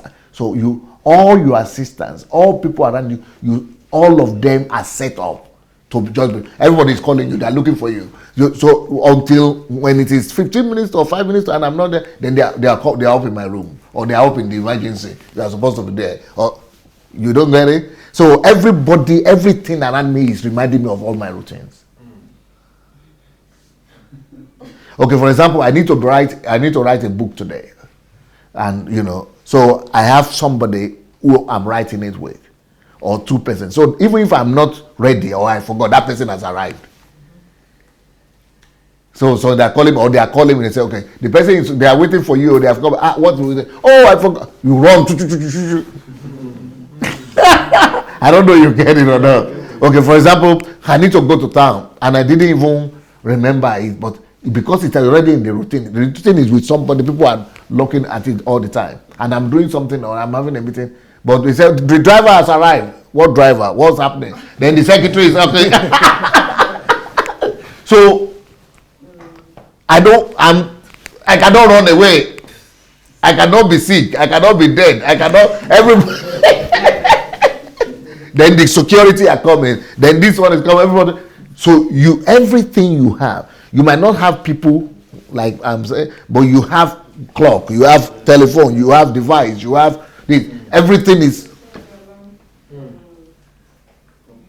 So it's not. I don't even allow myself to remind myself. I don't even bother myself about reminding myself. I set systems in place to be reminding me too. I don't even need to have the discipline. I don't even need to think about the discipline. The system themselves is pushing me to do it because. So I don't even need to think about I cannot, I have this, I don't have this. The thing is pushing me into it. Because it's planned there already. And when it's planned, it's planned. You have to do it. And everybody, everything around your life is saying this is the next one, this is the next one.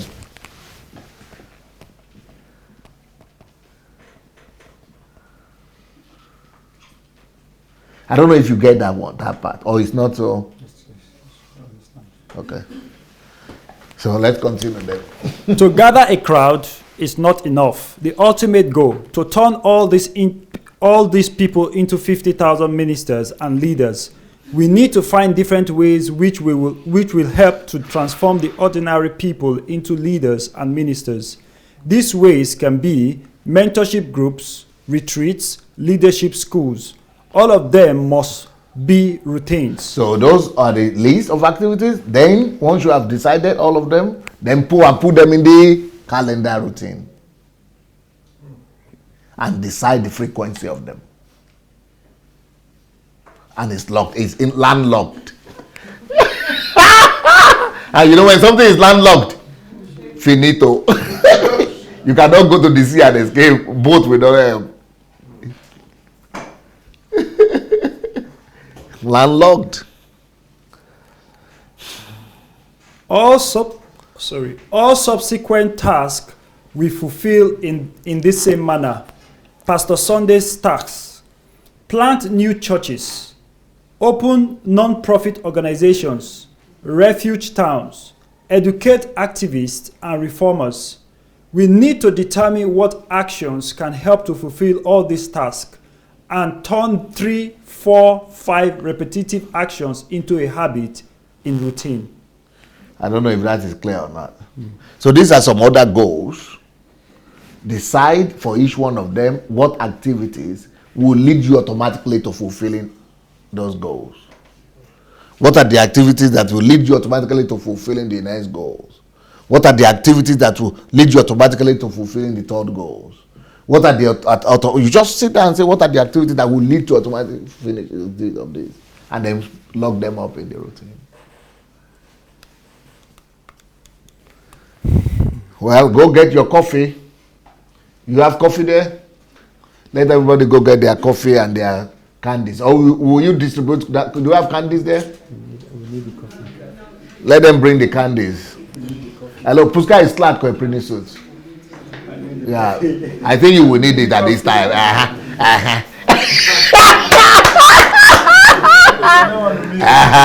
Because this one is not the kind of thing you want to be. Go get that coffee. Go get that coffee. Go get that coffee. Go get that coffee or those sweets.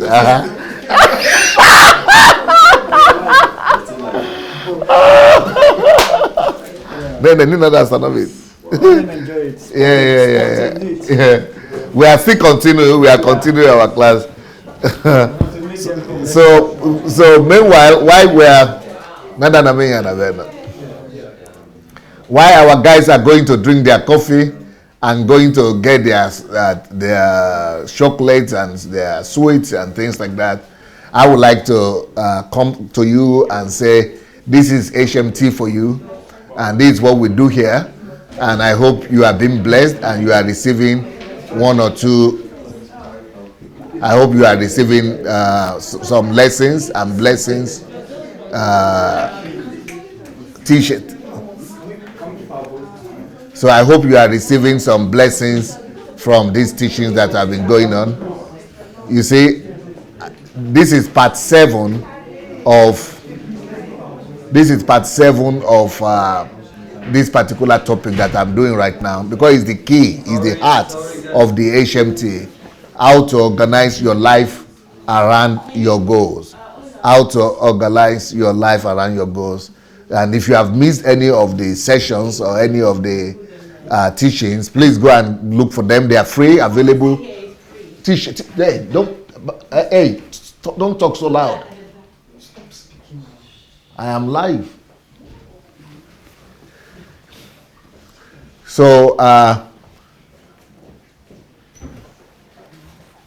go and get the videos on on my YouTube page, Sunday Adelaja, Dr. Sunday Adelaja on YouTube, and you'll be able to follow the whole thing. And then for today, the teachings, the books for today that I will recommend for you that will help you to really get this topic are 2 main books. That is, I'm a Person, Am I a Personality? So these are the teachings that will help you to become a personality. If you really want to become a personality, these are the kind of teachings that will lead you to it. But you go and get the book, and it will also help you to know how to become a personality.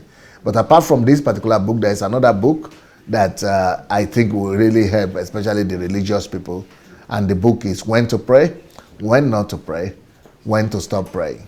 When to pray, when not to pray, when to stop praying. This particular book is for Christians who think that praying will help them to resolve all these problems. And instead of them sitting down to plan, they will be praying for everything. But systems, the ability to build systems, structures, and processes, those are sometimes more important than praying some things. Because what systems and structure are supposed to do for you, prayer will not do for you. So that's why I'm talking here about when to pray and when not to pray and when to stop praying. So, so go and get that book as well. Then another book that is the hot new release on Amazon, number one. It has become number one new release on Amazon. Is this my book? I've been waiting for this book, and I'm so happy it's out already. And this is going to be probably one of the most important books in Christianity, and it's called Kingdom First, Church Second. There is a lot of controversy and misunderstanding in the church. People, and because of the ego of people, ego of GOs and bishops who want to build their empire, so they are busy, talking about church all the time, and they don't really understand the kingdom, so they cannot talk about it. But now the answer is out. The answer is out. So I want to challenge you and encourage you to go get this book on the kingdom. Kingdom First, Church Second. Kingdom First, Church Second. And set yourself free from the bondage of church. You are not supposed to be bound or to be limited or to be imprisoned in the church. If you don't put the kingdom first, you'll be imprisoned in the church. Church will become a prison yard for you. So for the church not to become your prison yard, go get that book. It will help you. So yeah, that's where we are. We are going to resume our teachings, our classes back again. And where we are right now is routines. We are talking about how to do your short-term planning and your daily planning. Your short-term and daily planning. So we are going to continue the class. Now we are on the topic of how to form it, how to put together your short-term and daily plan. So who is going to read continue reading the, okay, so next page. Routine should discipline us. So the purpose of routine is for you to be disciplined. The purpose of routine is for you to be disciplined. So all these routines are what helped me myself, Pastor Sunday, to be disciplined. So this is saying all these routines discipline Pastor Sunday. He puts himself in the frames. So I put myself in the frames. I'm in the frames, in the circle, in the ring, in the. So I'm a slave of these routines, because my routines talk about my life values, my mission in life. And my mission in life is more important than me, because that's what I was born for. That's what I was sent to this world for. That's what I was created for. So they are more than me. So I must be submitted to it. I must be subjected to it. I must submit myself to those plans. So that's why routine is what I must submit myself to, because they help me to carry out my life mission and my life goals. So I am not more important. I'm not in control. Once you put yourself above your routine, then you are not really serious. You are just joking. Then because you will come one day and say, I don't have the mood. Or you will come one day and say, I overslept. Or you will come one day and say that I changed my mind. Let me just write this again or separately. You can't do that. Your routine has got to become, just like God said he exalts his word above his name, so also you must, exalt your word above your mood and your likes and dislikes. Just like there is equality before the law in government, that is the same way. Your word, the law, which is your word and your decisions, they must be binding even to you yourself. So Routine should discipline us. All of these routines discipline Pastor Sunday. He puts himself in the frames. Is it on? Are you sure it's on? It's mute. It's mute, right? No, it's not mute. I think the battery. It's not mute? Yeah, it's not mute. Is the battery? Let me see.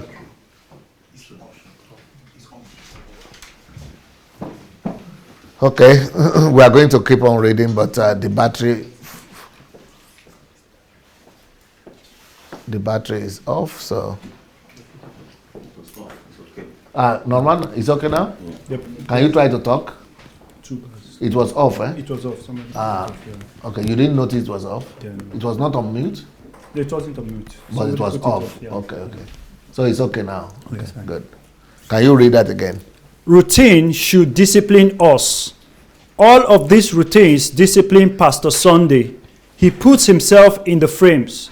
Routines are the frame of annual, monthly, weekly and daily plan. But this is okay? This is understandable? Yeah. Who can explain to me what that means? The routines are in the frame of these 4 things. Who understands that? Who can explain that? I think the activities that you've identified from your global plan that you've broken down into long-term, intermediate, short-term plan. You look into your yearly calendar and you put those activities. Right, at this point, your calendar is empty, right? Yeah, at this point, your calendar is empty. Okay. So you identify activities that you have derived from your global plan that you've broken down. No, activities that will help you achieve, to execute, or that will lead you to execute or to fulfilling of each. For each of the goals that you have. Okay. So you break it down and identify the ones that you need to do annually, the ones you need to do maybe quarterly or monthly, and the ones you need to do daily, and you plug them into specific places or dates in your calendar, and that becomes a routine because you know you have to do that at that particular point in time. Okay. Can anybody explain it further? This particular phrase. Why do we need those annual, monthly, weekly, and daily plan? Why do we need to insert that in our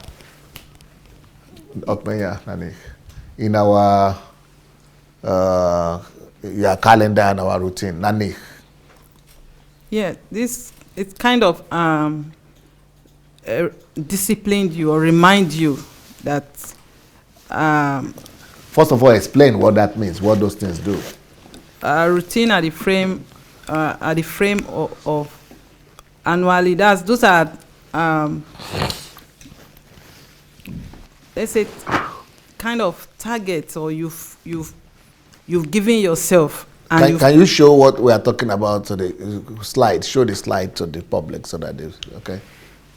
What targets that you have given yourself, and you plug them into dates in a frame. Let's say in a calendar. What you're going to do each year. Why do you call them targets? You mean your goals or what?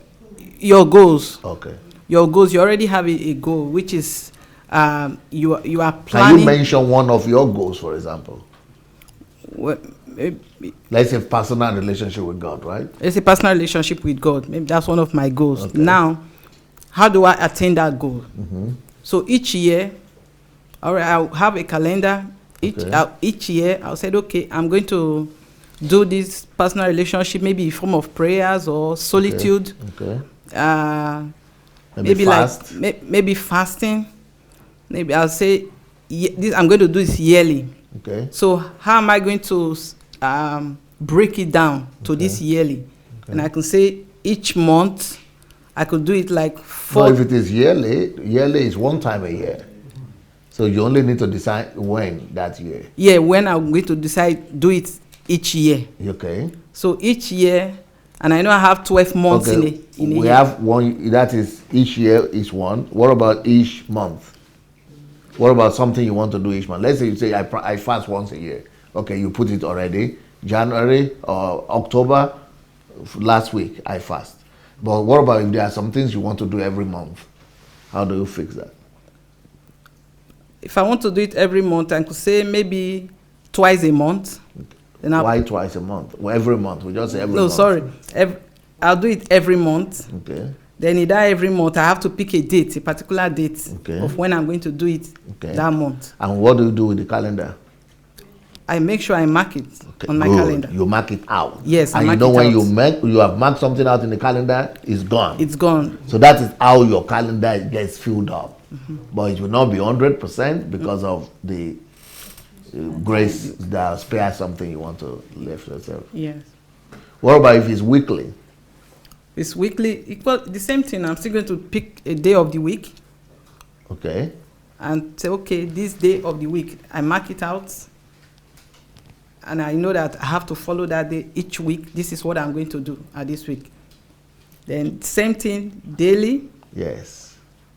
Okay, every day I have to make sure. So how will your calendar then be looking? Soon your calendar will be looking like this. Yes. In the year, once a year. Yes. I go to monthly. Yes. Each month the date is there and the Yes. color differentiating with different colors. Yes. To remind different me. color for different For activities. different, yeah, for there different are some days. activities that lead you to church growth. They have different color. There are some activities that lead you to leaders development. They have different color. Or you can do like that, or you can do other things like colors. What I do every week, like prayers have one color, or spiritual something have another color, or different thing you want to. But before you do the color, before you go to this calendar, this is the thing you are now describing. Okay. Do you get this? This is what you are describing. Crusades will be 2 days, once in a quarter. Fundraising will be weekly. Anniversary will be 4 days, once in a quarter. Retreat, 3 days, once in a year. Higher education, these are just approximate. These are just, you understand? Yeah. Then, once you have done this, then you see the colors in front of them too. Differentiating. Yeah, to differentiate them. Then you go in there And plug them and plug them in. Idera is making it. You are making it now. You are making it. You are making it. It doesn't look like a mystery anymore.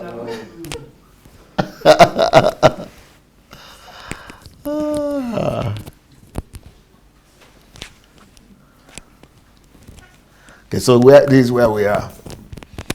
So let's continue. Routines lead us to the goal every day. We must be sure that our schedule has routines that lead us every day to the goal. Every day we need to do something that brings us closer to the implementation. You see, we are not doing routines for routine's sake. The purpose of routine is to bring you, they are automatically bringing you to the implementation of your global purpose. But the only difference is that you are breaking them down like you do the elephant. But when you follow them and do the same thing, routine by routine, you are actually eating those elephants bit by bit. Okay? So by the time you finish 1 year, everything is done. The next year is the same thing, just tweak it. Next year for 5 years. Then the next 10 years, you remember you go back to your long-term plan and you do another 5 years like this. So, but you started first from the distance where you are going, and then you walk down here, and now you are going from here now there. I don't know if you get it. Yeah. First of all, you're starting from where you are going, from 25 years from the end of your life to here, before you now start to go from here to there. It's like you are not getting the point. Get it. So, we started from the big, what's the 25 years or the end of our life. Global vision is, global purpose to the end of our life. General vision, general plan. From there, we break it down here. Then, once your calendar is filled up, then it's every day till 1 year, then till another year, then till 5 years, then for another 5 years. So you are now working now from here to meet that goal you have. And that's, by the time you get there to that year, everything is finished. The elephant has been eaten. That is totally different from what you get from motivational speakers. Yeah. Yeah, they are doing from day to day without planning from there first. All I want to say something. Can you stop looking at her and those are eyes? It's impossible. It's impossible. I just wanted to say, it's like, so basically from what you're saying, it's like how the Bible says that God finished it. Before he starts. And then he starts. Alpha and Omega. So he completes it, then he Before starts. he starts. Alpha and Omega in one person. Yeah. So he first finishes before he starts. Yeah. That's the way we are supposed to function. And if we follow that routine, we can't miss We can't it. fail. So that's why I say that you cannot, it's not really difficult to be successful in life. But everything must be 75%. And what is that? Planning. But when you jump into the fight without 75%, you will just keep on struggling through life. So, because I wonder what pastors are doing with our people in church. I mean, people go there or to church or to listen. So what are they doing if they are not teaching them this? Because people will not be productive. They will not be effective. They will just be struggling through life.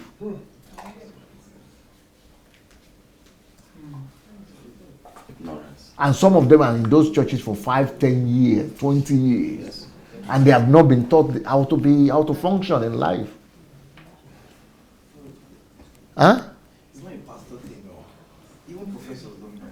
Even professors Yes, don't so know. I just wanted to say it now. That what? This is not, for now, let's leave church aside. Let's forgive them. This is a national thing. International. This is a national thing. Even international. Yeah. So when I look, now you people will understand why I look at those politicians, the young politicians, and you want me to go to the level of just emotionally condoning and supporting some young guys that don't have a clue? So this is why Nigerian politics never go beyond 4 years. and the 4 years is even not because they even have a plan, but just because they want to campaign for people to vote them. For Nigeria right now, I'm having 50-year plan. Even though I'm not going to be here in 50 years' time. I've already finished 50-year plan for Nigeria. But you will know that it's easy after you finish this thing. Once you know this, then when I begin to say that when I go to Nigeria, I'm going to change, not me alone, but when we go to Nigeria, Nigeria will change, that we will change Nigeria. You probably begin to understand more and more Yes. on what basis I am making this affirmation. Because of what I know. And not just plan. Planning is just one thing. There is order. There are a lot of other things, principles that will be applied. Okay, here we are. Every day we need to do something that brings us closer to the implementation of the planned program. Pastor Sunday's routines. The main routine is a solitude because God is the source of his strength. You remember that's the main value. So God is your main value system. God is your obsession. Is my obsession. So that is, I start with him. And they have to take prominent place in my routine. God, because it's my obsession. So my obsession has to be reflected in my routine. Okay? Reading scripture and daily personal prayer retreat, 2.5 to 3 hours. You know, I told you, like, tight. Yeah. Solitude, 7 to 14 days. So the one on top is the daily, what I do daily. So that is going to the calendar. Yeah. And it's there daily. Then you have solitude, 7 to 14 days in a month. So that is monthly. So, for you don't have time because I'm a man of my own, but you could at least do maybe 3 days if that is your priority. But okay. Everything should work on purpose. Pastor made his schedule so that in 10 years he would have the result.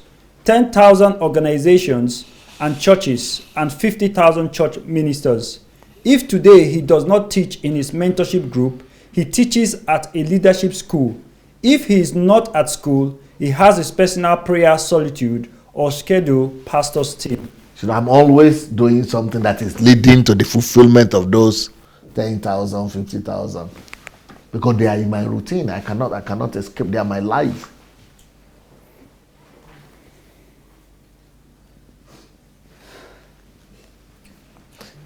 Pastor Sunday's routines. Periodicity is important. So these are the lists you make to attain all those goals before you put them into the calendar. But before you even put them in the calendar, you work out the colors first you want, and the periodic, the ones you'll be doing every month, the ones you'll be doing every week, the ones you'll be doing 2 times a week, or you see it? So like these ones are every month, these ones are different. It's something. So work that out first. Okay. Why color? Why color? What you like, just for you to make, because when you see it, color just know that, oh, these are all about prayers, or these are all about personal relationship with God, oh, these are all about leaders. This color is all the things I would do about leaders. Oh, these are all the things I do about getting crowd to come. Oh, these are all the things I do about solitude, Just, yeah. I want to say that, like when you come to this routine, it just clicked to me that I was brought up in a religious home. Yes. And the religion made plan for us, and a routine that we kept on doing, that it becomes our habit. That if you don't do it, you might be you feel sick. But it was not leading to any goal. Okay. Like when I not leading to any purpose. No purpose. Just tradition. Just for the religion, the church service. To please them. Yeah. Is to please them. If you're the one to handle the praise and worship, the routine is that you must be there 10 minutes before and is like that. Mm-hmm. It's a law. And when I get to winners, we have what is called winners time. Wow. As a winner, if you're the one in charge of this, no 1 minute you cannot be late. Very good. They put you people in routine for their own purpose. Yeah. For their own purpose. So we do this and it becomes our habit. We don't feel it.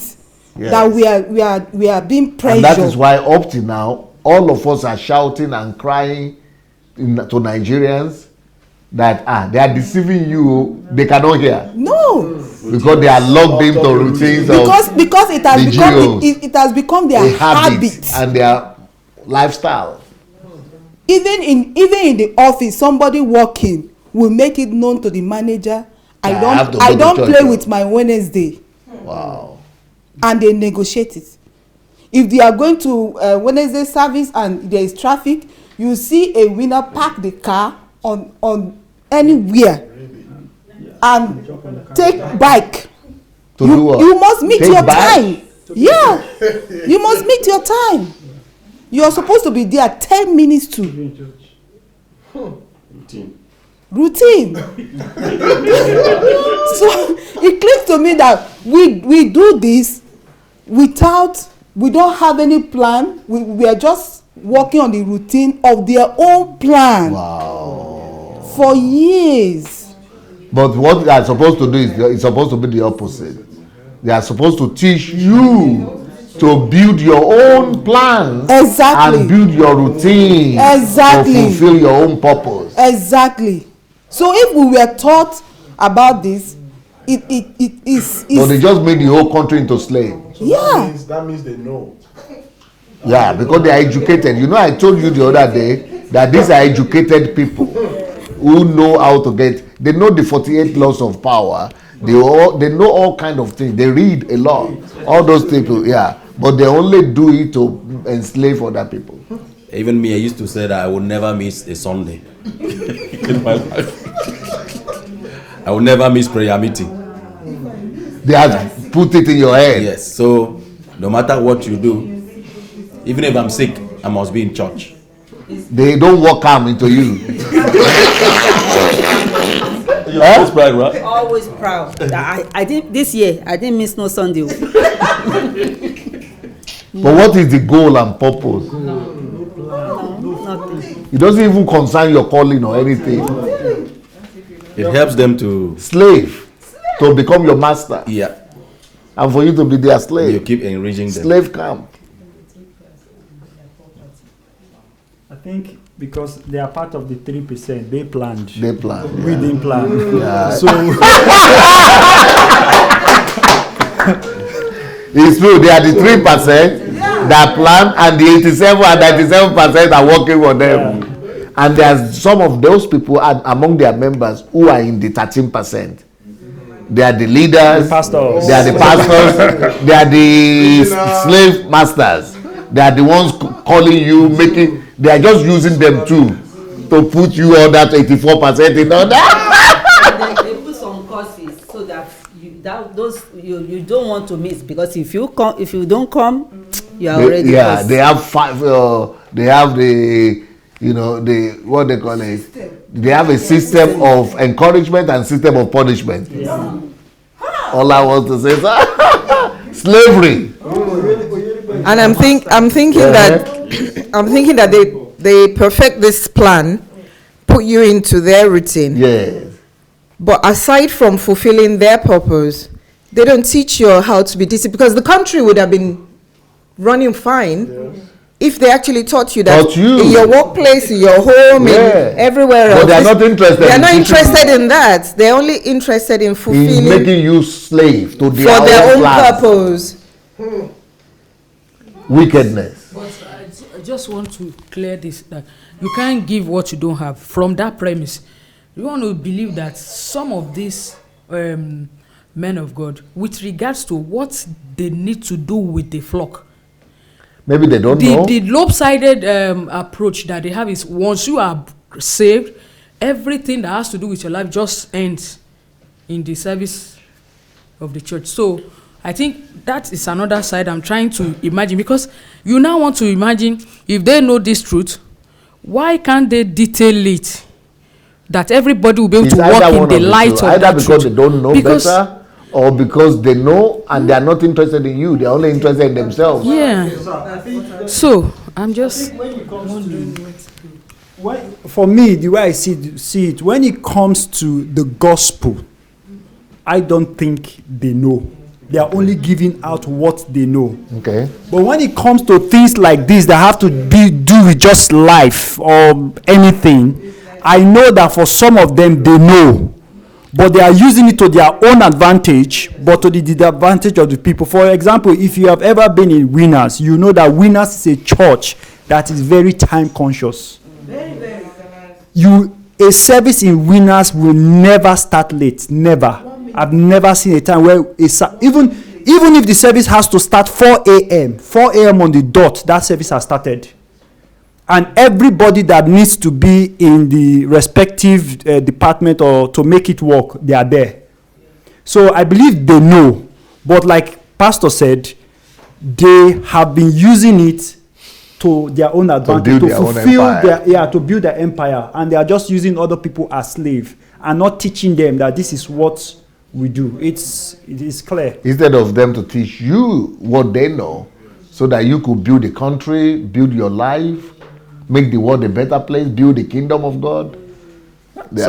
Christianity will have subdued the whole world. Nigeria alone, with the millions of Christians that we have, just going to Redeem Camp, going to Shiloh every day, going to services. When Pastor was teaching, I was just looking at the slides. And I was just wondering if a pastor in Nigeria could just put this thing on the screen and begin to teach his church members. I mean, how you're doing this, you want to plan this, you can apply this in your life, you can apply this in your business, you can apply this in whatever you're doing. I would just imagine, I said, this is not possible.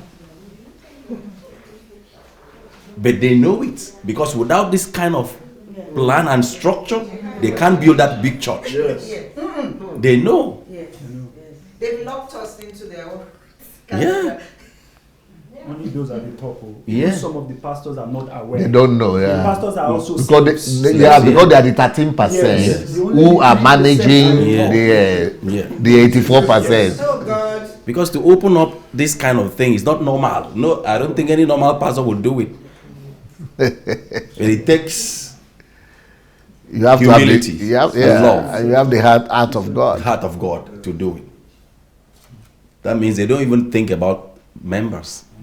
They just concerned about what they will get. So you people have never been taught things like this. No. No. No, the closest I have come is what you've said with all these motivational speakers. Okay. But it's always here and there. And you are always doing it, but not from the right perspective. Not from the right But direction. not in church. But, no. Forget church. Church can never sit in church. Wow. What kind of your book read is this? I've not written a book on it. Not yet? No. Okay. But then you create a book? I will create a book. Yeah, for sure. We need it, everyone. What should it be called? Plans, structures. How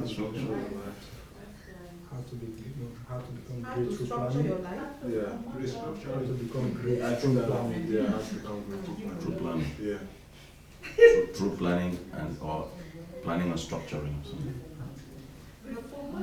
Because when people hear planning, they think they know. They think that's the problem. They think they know. What do I say? How to reformat your brain. And your life.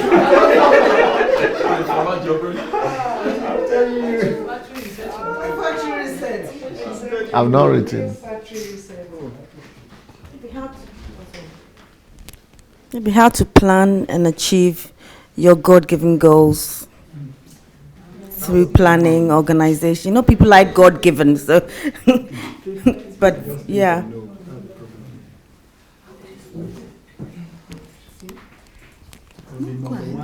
Could I have a question about these routines? I Yes. wonder what is anointing service? Anointing service, that is when we do once a month when I go to church to preach. Because we do Holy Communion. So you go one time Once a every month to yeah, church to and preach? Yeah. Okay. Meet the needs of Yeah.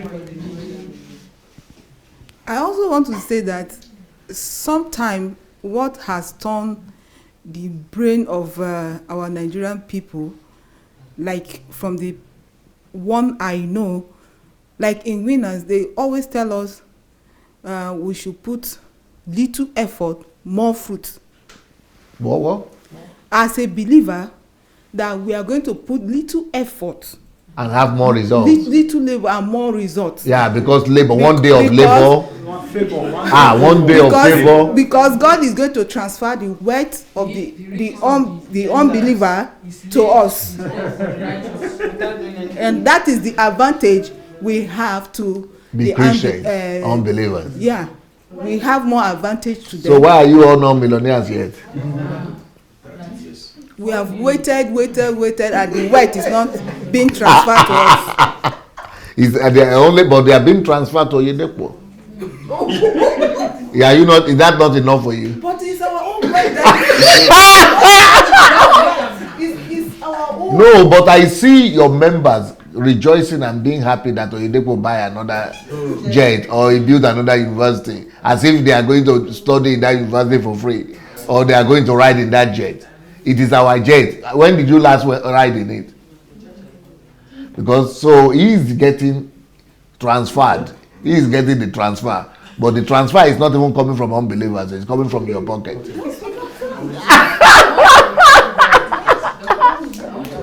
give her the microphone. These scriptures that that is being used. And I want you to please balance the truth. If Yes. actually there's something like that, like you know, there are 30-fold, 60-fold, 100-folds of return, and there are different forms of harvest. There is an harvest that the Bible says, look into the field. The harvest is already there, and there is a place that I want to be cleared. Like, you don't labor for something, you get it. So that there's a biblical verse that you can use to back that of that. Some have labor, but you will enter into their harvest. So, and that sometimes that it is delay. This is the lame that will take the prey.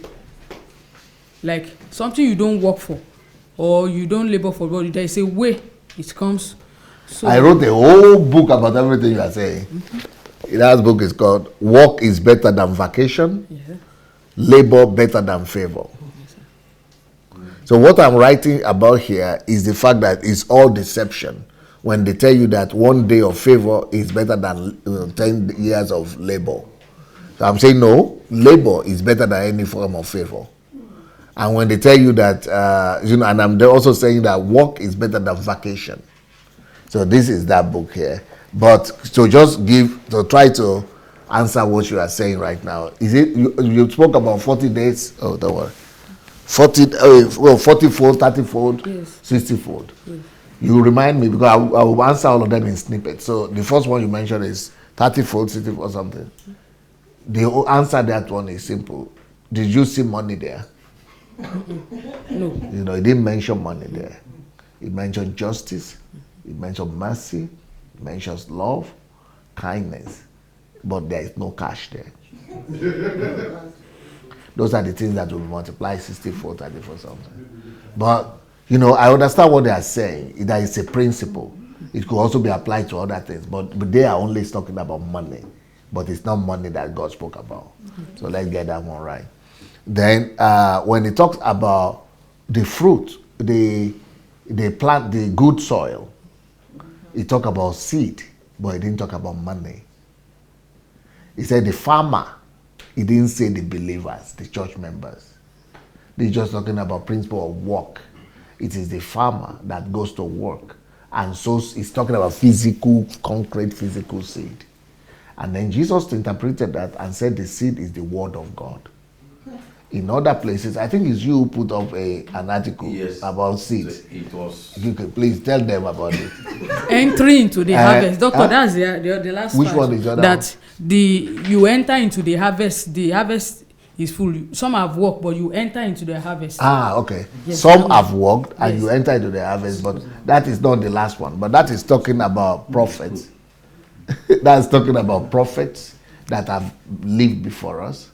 It's talking about, for example, even the Bible we're reading now, it is the labor of other people. We are entering into it, and we are just taking Bible and reading it. Do you know who wrote it? Do you know the labor? The prophets, Isaiah, Ezekiel, Moses, all of them prophesied and labored for us to have today, and we just walk in. We just apostles, they were killed, hanged, all their labor, but we just enter into it. That's what it's talking about. That's talking about money. No. Even if it is harvest, let them go and throw it also at their farm first. And let them give you the opportunity to do your farming first. But they always do talk about money. But it's not none of those places talking about money.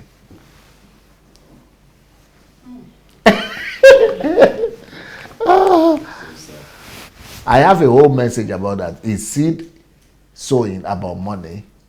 It's on my YouTube page. All those things I've done teaching on them. If you go to look for the series on prostitution of tithe and offering, that is all about it. Okay, you read it out for us. I made this post. The meaning of seed in the Bible. Seed in the Bible means the word of God. Mark 4:14, 1 Corinthians 3:6. Seed in the Bible means human being. Matthew 13:38.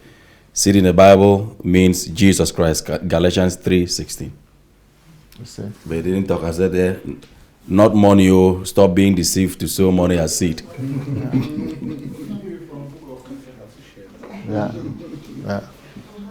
So let's continue with our So you see the list of activities here. We read them, and did we read it out already? Yeah. Okay, so let's continue. So now those activities, see how I put them. This is an example of my calendar right now. I'm just taking 1 month. So by the time I get the calendar out for you, this is the way it will look. You want to read it? An No need. We can try. An example of Pastor Sunday's schedule. For a month. November 1 to 6, personal prayer request. Retreat. Sorry. That's solitude. Prayer request. You're used to prayer request.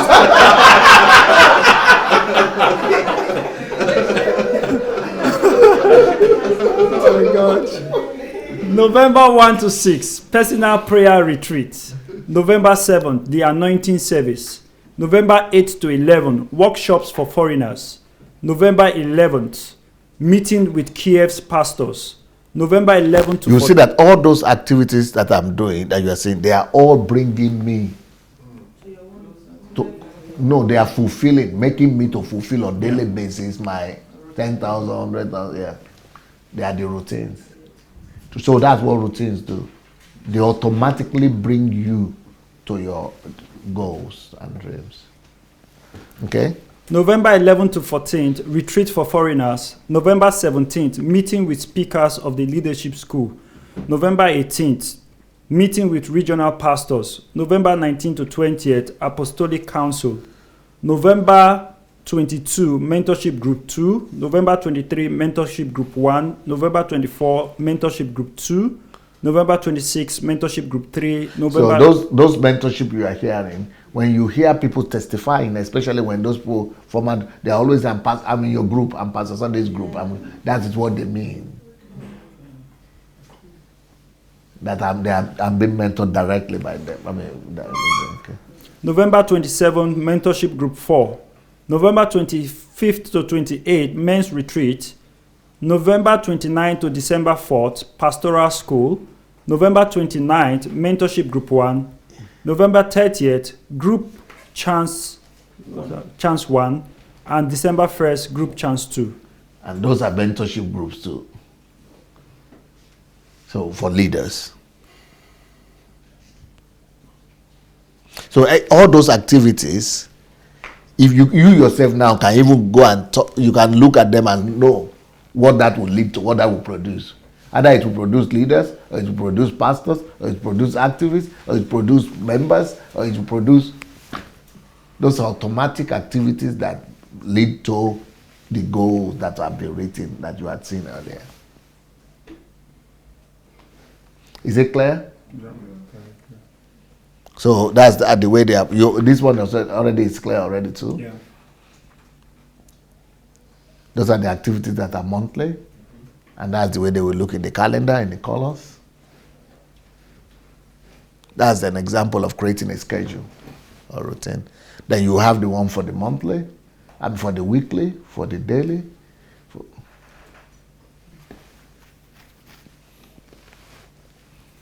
Then this is another example of creating the schedule. So you have the activities, the routine, then you have the periodicity, or the how often. Yeah. Then you have the color.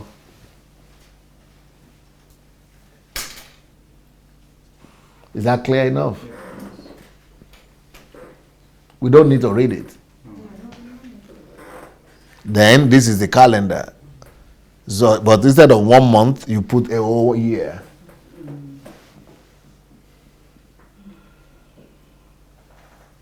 So that way, you see the short-term schedule, short-term plan encompasses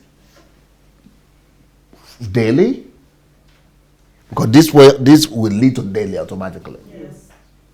Yeah. Till a year. Yeah. Okay. So the daily one we mentioned, I mean, each day, each day, like this personal prayer retreat must have You must have activities. You don't just go. You must have what you have to achieve within these 6 days. You mean for the prayer personal retreat? Yes. Oh, of course. Books, reading, listening. Oh yeah, you put your plan there too. Again, there's another work. Yeah, but that's another topic.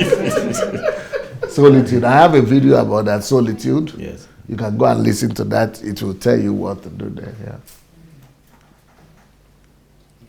The issue is that when you listen to those things once, to go back, because you have to listen to it. Because you have other things. I've listened to that solitude, but now that you are saying, I remember that I've listened to it.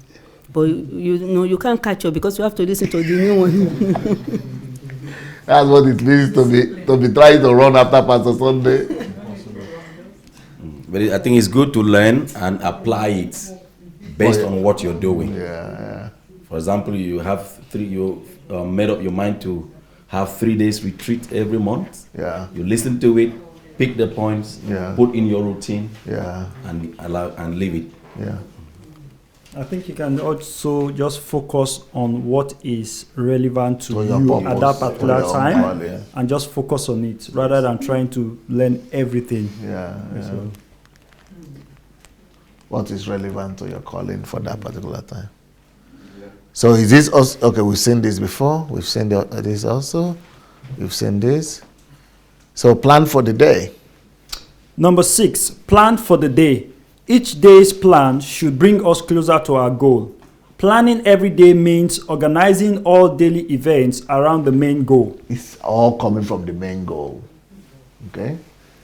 We need to call each day according to the name of our routines. What does planning mean? Planning means building our life around our goals so that we could do every day at least one step towards our goal. We need to plan precisely those things that will lead to results and not let vanity distract us. You don't just plan vanity activities, but activities that relate to your goals. So I'm not planning my goals that I'm going to a wedding, or I am going to take, or I am going to, visit, or because those things don't lead to my goals, to my life goals. I could do them, but I can only do them in my 40% of time, so I don't plan them. I've spent time with my wife, it's good. I can plan in my own personal schedule, but not in my life goal something. So they are secondary stuff. What is most important are these ones that are. But in my own personal, I just want you to know this, but in my own personal big goal, I have them. Let me see if I have one here.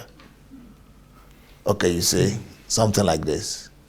You see here, I have vanities here. Not just the prayers, you see. Time with wife, you see, 8 to 10. Time with wife, and also those are the elaborate, detailed something. But it could get you distracted. So we're only talking about life something. That's the most important thing for you to plan. All these other juice, I drink juice, they get telephone calls, I make call, gym, shower, those are just the mundane things, but they are not important, they are secondary. What you must plan are those 60% life purpose. But these are just for your own something.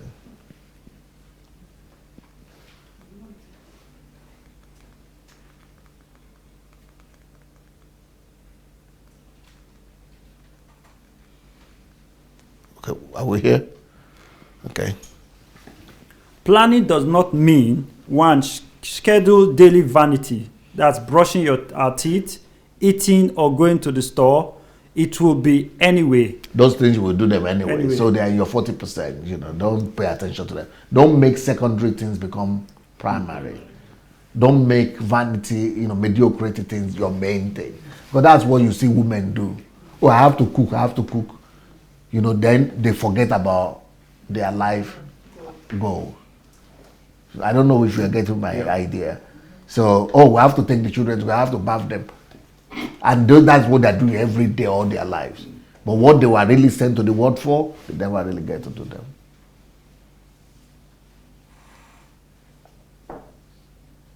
So that's why I'm changing the order, so that you know those things you don't even need to plan them. Those are just in your 40%. But the things you really need to plan your life around, your life shouldn't be lived for those things, those other things. That is not your life. Those are just supplementary stuff.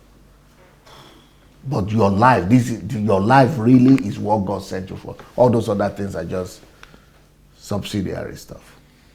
Ola is out. He wants to talk. As a woman, so one as a woman, of the things from school, you know, the school, you get letters, the parents, teachers meeting. You do them in your 40%. No, because if I've set the routine for the year, and then letters come to school for the different, and it's clashing, what happens? And that is why you have the 40%, so that if anything clashes, you can move you in. can, you know that your priority, your first priority is to compensate for it from that your 40% you have left. That's why you have that as maneuvers. Yeah. So that 40% gives you all the room to be able to.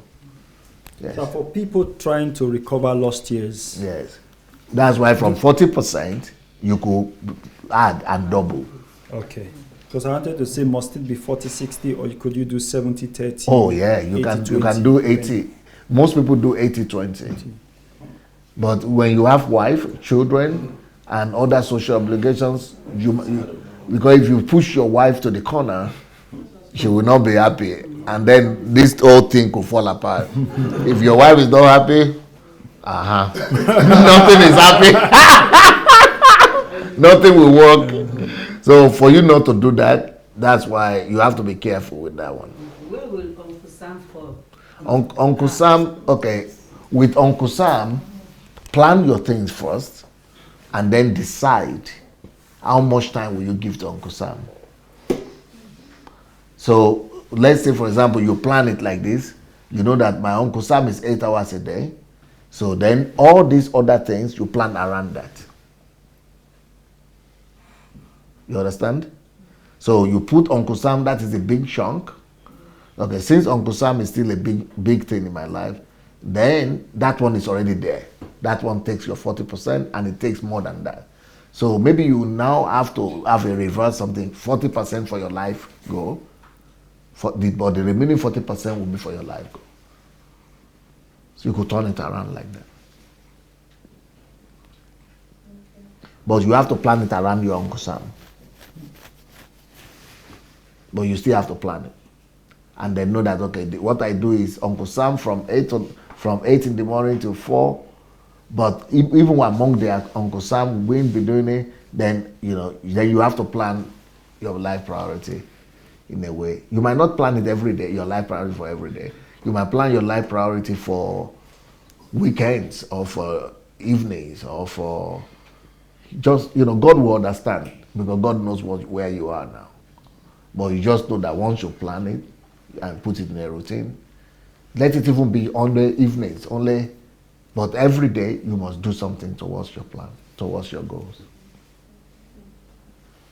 Go through, consider your situation, whatever situation you are in right now. You plan it. You are the master. You start it. You plan it. So you plan it according to your situation. Then you can increase it or improve it later as things change. But if you are working for Uncle Sam the way I spoke about yesterday, and the money from Uncle Sam is helping you, and the money can work for you, some of these things you don't need. These are when you are involved physically. For example, when you are not, if I am supposed to, for example, when I'm going to Nigeria, before I go to Nigeria, I'm going to do some things. I'm going to set up a plan like this, but things will be running in Nigeria without me being there. Even though I will be coming to check, but I will set up a plan like this just for Nigeria. Things will be running, so what I will only be doing is to talk. So even though I'm not spending 8 hours, 5 hours, 6 hours on it, even only 10, 15 minutes every day to talk, but that with other people's time and other people's energy, I am actually doing 8 hours, 16 hours more than that. So the same thing with money. So I could set up a system to give scholarship, or to sponsor some things. So I don't have to be there, but I have people who are there. So they are working like this, while I only oversee. Different thing. If you remember, we spoke about that yesterday a little bit. So those are different things you could do in that sense. You don't get it. It's too complex, for you. So you can still make things work for you without necessarily making it be like my own, like this.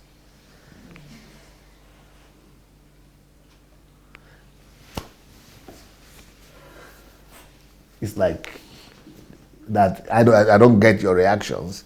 Either it is not clear, or let's. I think, like the one you talk about, the Nigerian stuff. I think with it will be effective when the system you have here is being implemented there. Mm-hmm. Because for example, if I am supposed to support, if I know that my calling is orphanages, and I know that I still have to work for Uncle Sam, and Uncle Sam is what gives me the possibility to be able to support those orphanages. Mm-hmm. So I have to be going to work 8 hours a day, but I know that is how I'm getting the money I'm using for the orphanages. So I just have to find the orphanages that I believe in, that have routine and that have plan and have systems. Okay. So I get that orphanages and I see that they are working and they are giving me a report. So I have to work out. That is what I know what I'm talking about. So I just make sure that they are using the money judiciously. How many children is it being used to take care of? Where are their pictures? What are their names? What are the reports about them? Am I, So I'm doing my own thing that I need to do to get the money, but I'm just controlling the fact that the system they have is working for the goal, for the purpose, the way I want my purpose to be. I don't know if it's clear or it's not. So you could still use other people's time, other people's energy, other people's resources while you are. So it doesn't have to look like this. It's just you knowing and working out your own system the way it will best work for you.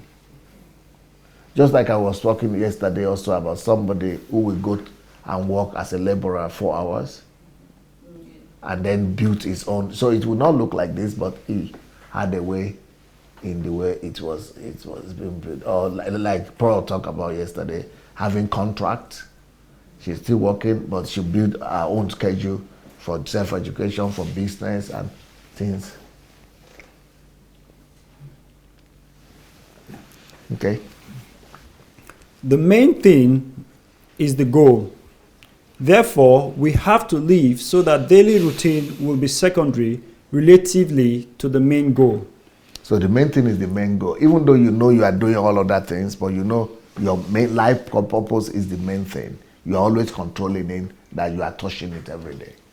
You just live on a life in such a way that every day, at least you know you are doing something towards your goals. It is easy to be engaged, but hard to be effective. Yeah, because to be engaged, to be busy, everybody could be busy, but that doesn't mean you are effective. But this schedule and planning will make you to be effective rather than just being busy. Planning principles. We need to plan for no more than 60% of the time, taking it on purpose.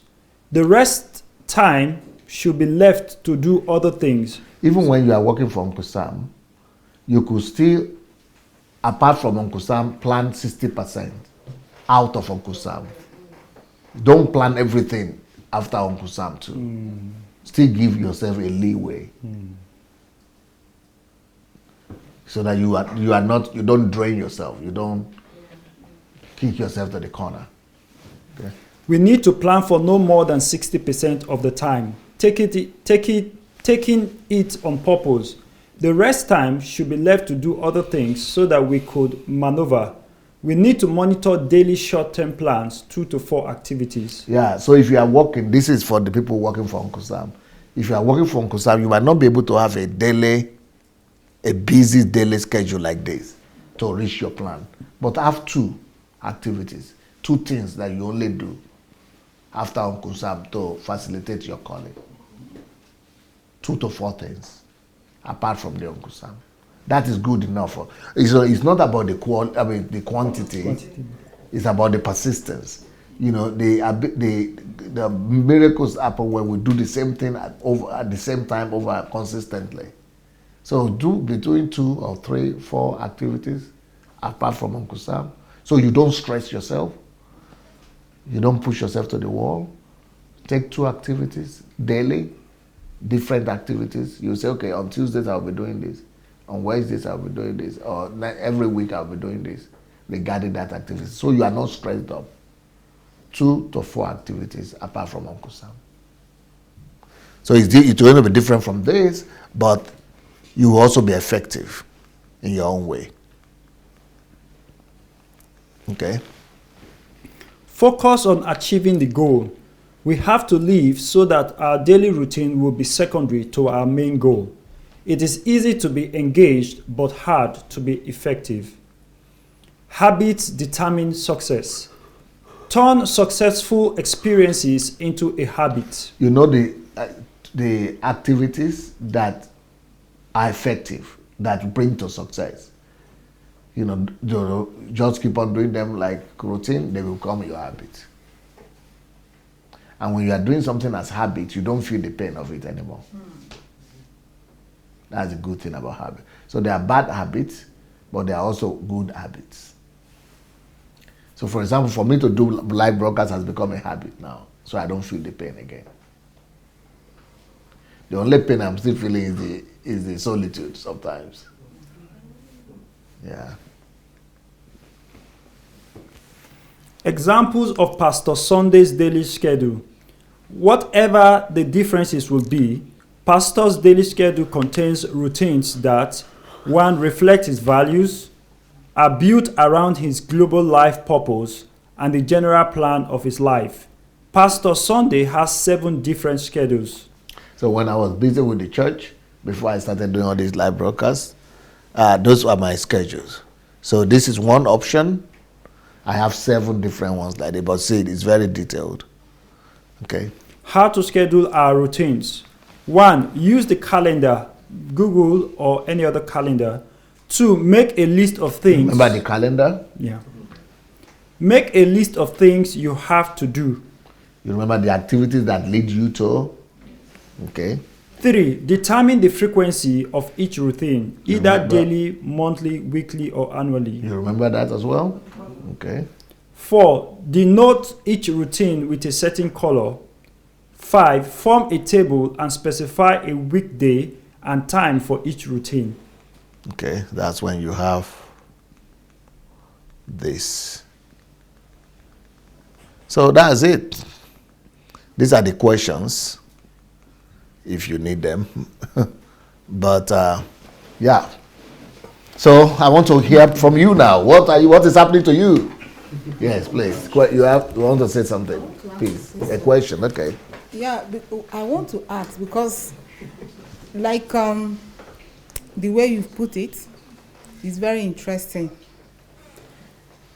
I want to know, because the most important thing here for you to achieve all this is discipline. Yes. How can one develop that? They have already asked me that question today, and I've answered. About exactly the same question. Mrs. Oloyo, you want to help her? You said when I'll ask, you said you can set up alarm. The whole life, for something to remind you. Everything something is reminding like your you. alarm, somebody around you. Just make sure you set everything around you to remind alert you at that time. Okay. Another question I have is,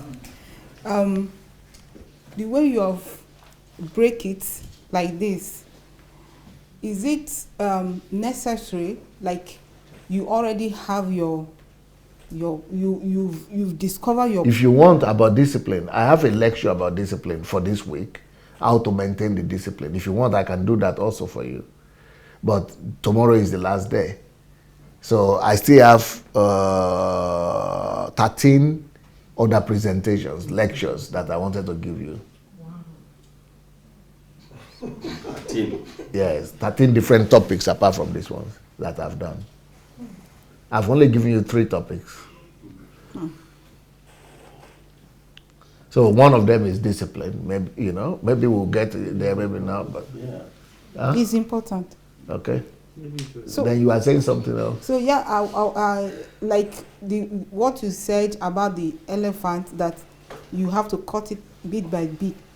Is it necessary for somebody that maybe you don't have the idea of how you're going to split it, to get a mentor and have a plan with a mentor on how to do it step by step? Yeah. Or you just... It's going to be tough for you to get a mentor. The best way to do it is to take this message, take all the videos, listen to it over and over again, sit down and be writing them. Sit down and be writing them. Once you listen, stop it and write. Stop it and write.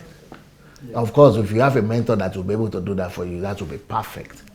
But that mentor will not be willing to do it for everybody, because it has to be personal. Because somebody has to build it for himself. He can only teach it, but it's going to be tough for him. Alan. So as well as like reading all the books, yes, and watching your sort of Facebook videos and that, is it a possibility to have a copy of the PowerPoint presentation, the whole presentation? I know we just sort of been taking photos and that. Is it put somewhere? So, did anybody say it's on YouTube, on somewhere? No. It's only the only person who will be able to have the. So you just get the link. The only person who is going to be able to have the presentations is Al. What? Because he is sacrificing instead of taking a note to read for you. So he's going to have the privilege to get the presentation. So if you are in good terms with him. Oh, okay, yeah. well, it is his birthday, isn't it? It's his birthday. Yeah. So I'll get him now. But no, thanks. Go and become his friend. Yeah, I will. I'll try.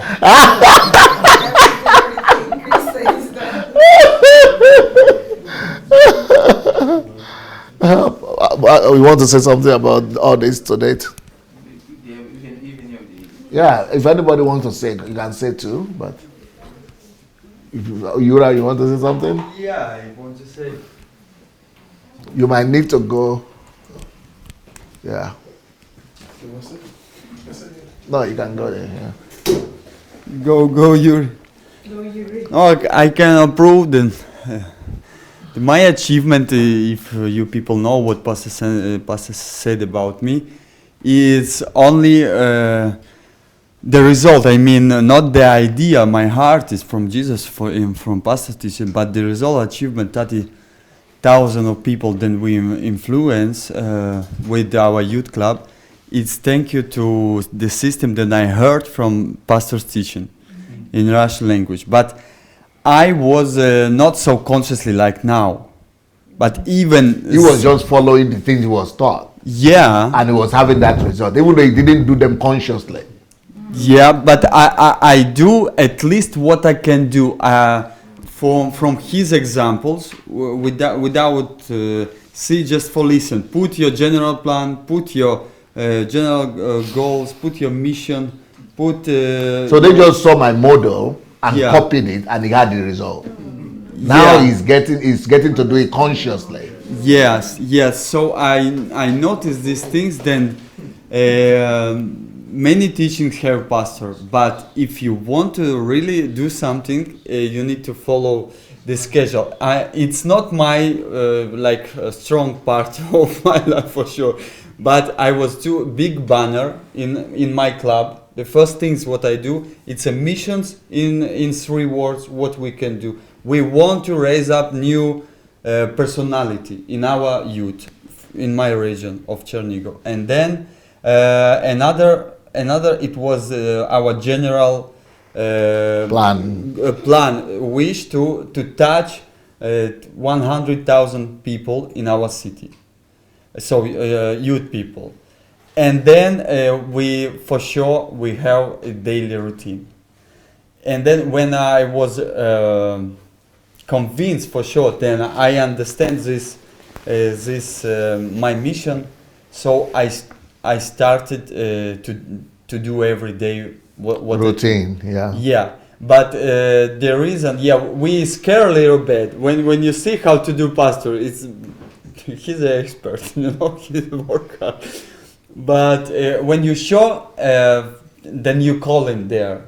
So and you thinking about this, and you became pain or passion in your heart. It's easy to do. You discover how 2 or 3 things your routine you need to do every day to achieve at least. Yeah, we put in on the 1,000 the numbers 1,000 of people, 100,000 of people. We only achieve in 1 year 30,000. But it's still okay, yes, for sure. But now I discover another things. I'm already forgot. I was going through this process, but I need to return myself to now, because now I want to achieve more, because I'm more consciously now. I want to. So this is very important topic for me especially, and for these guys. Then I plan it now, because I want to. My goal is to help to 1 billion people to discover their purpose. So I found the solution: books, project, broadcasting, everything. I will already do my schedule now. Yes. Sir.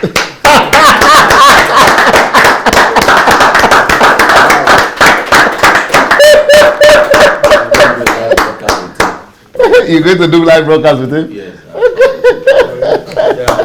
With the most famous people in Ukraine all over the world after. Wow. Okay. You are being challenged by Yuri. No, we can collaborate. Somebody suggested yesterday yesterday in the comment section, that why don't you people do partnership and get a partner, take one another, to remind one another and to help one another. That could be what you are talking about. So that 2 people, you say, okay, you become my partner, and we walk through this together, and we build our life goal together. But maybe also to us. So that's a good idea, right? Yeah. So maybe also to us, maybe they have the same goals, but they even talk to one another, right? Okay. We have Dr. Anu ready. First, thank you so much, Dr. Sunday. What's in your heart? What are you thanking me for? I'm going to continue. You've been teaching this title, this topic for 3 days now, if I'm not mistaken. 7th class. Your 7th class. But I've never taught English-speaking people so much in details. I've only been teaching my Russian people. That's why they have too much impact. Yes, they have too much impact. Yeah. I remember I introduced the first session, and I said I was excited about the topic and I was looking forward to it. But it's interesting that now we've come to the end of the topic, and I'm not so excited as I was. I'm having palpitations right now. Wow. Yeah, and I'll tell you. The way I feel like God just set me up,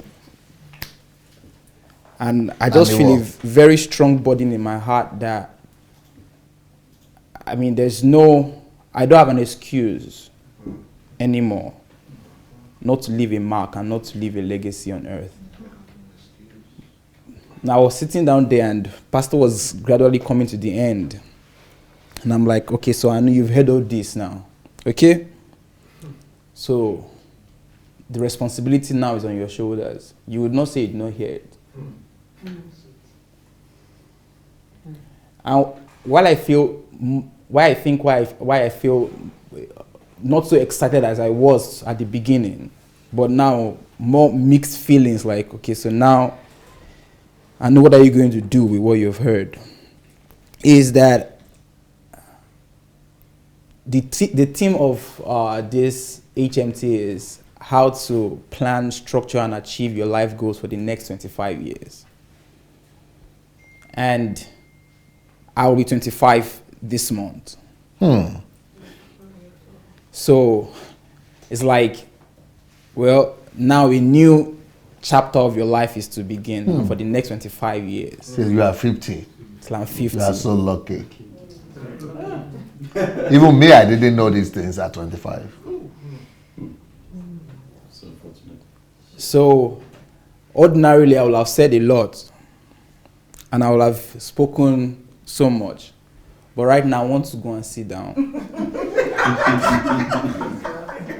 and plan my schedule and plan my solitude for this month and go and devour all of this HMC and plan my life, because my next 25 years starts few days from now.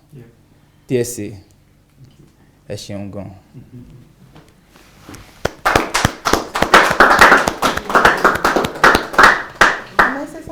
Yeah, it's like this is a wealth, a legacy. You know, somebody, the Bible says that inheritance, a father leaves an inheritance. This is a greater inheritance than wealth, than money. This is a greater wealth than money. My birthday gift. Your birthday gift. It's a lifetime inheritance, lifetime gift. Because, first of all, not too many people can give you this kind of gift in the world. You might live 7 lives and never come across somebody who knows even these things. Talk less of sharing with you. DSA, I now understand better when you say there is no church in Nigeria. I understand better. Because imagine when all the churches in Nigeria teaches their members this principle. Just look at the home, the rehabilitation center we went to, you know, that we went to day before yesterday. Yes. The lady already discovered her Herself, purpose, yeah. because she's been taught. Yep. Many Nigerians have purpose. They don't discover it. They can't discover it. They don't know the how to, because they are not being taught. What they are supposed to be taught in church, they are not teaching. Yeah. You know, I remember when the earlier time when I came here, and some of the Ukrainians, when they see me, after greeting me, they will say, which area are you into?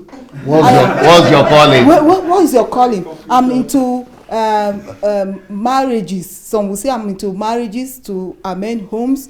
Some will say different things. I'm like, this guy is crazy. What are they asking me? What area am I?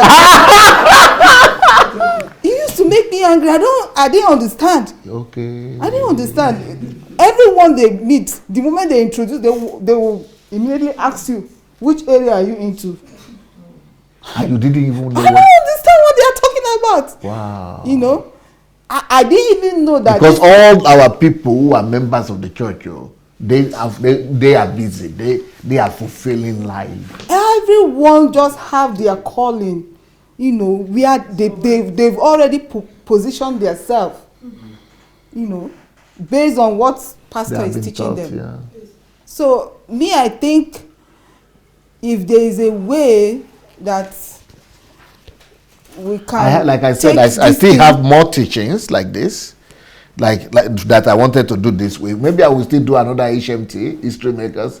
Okay, let me show you first of all. Let me tell you the topics that are left, just to perfect it and to and some other things too.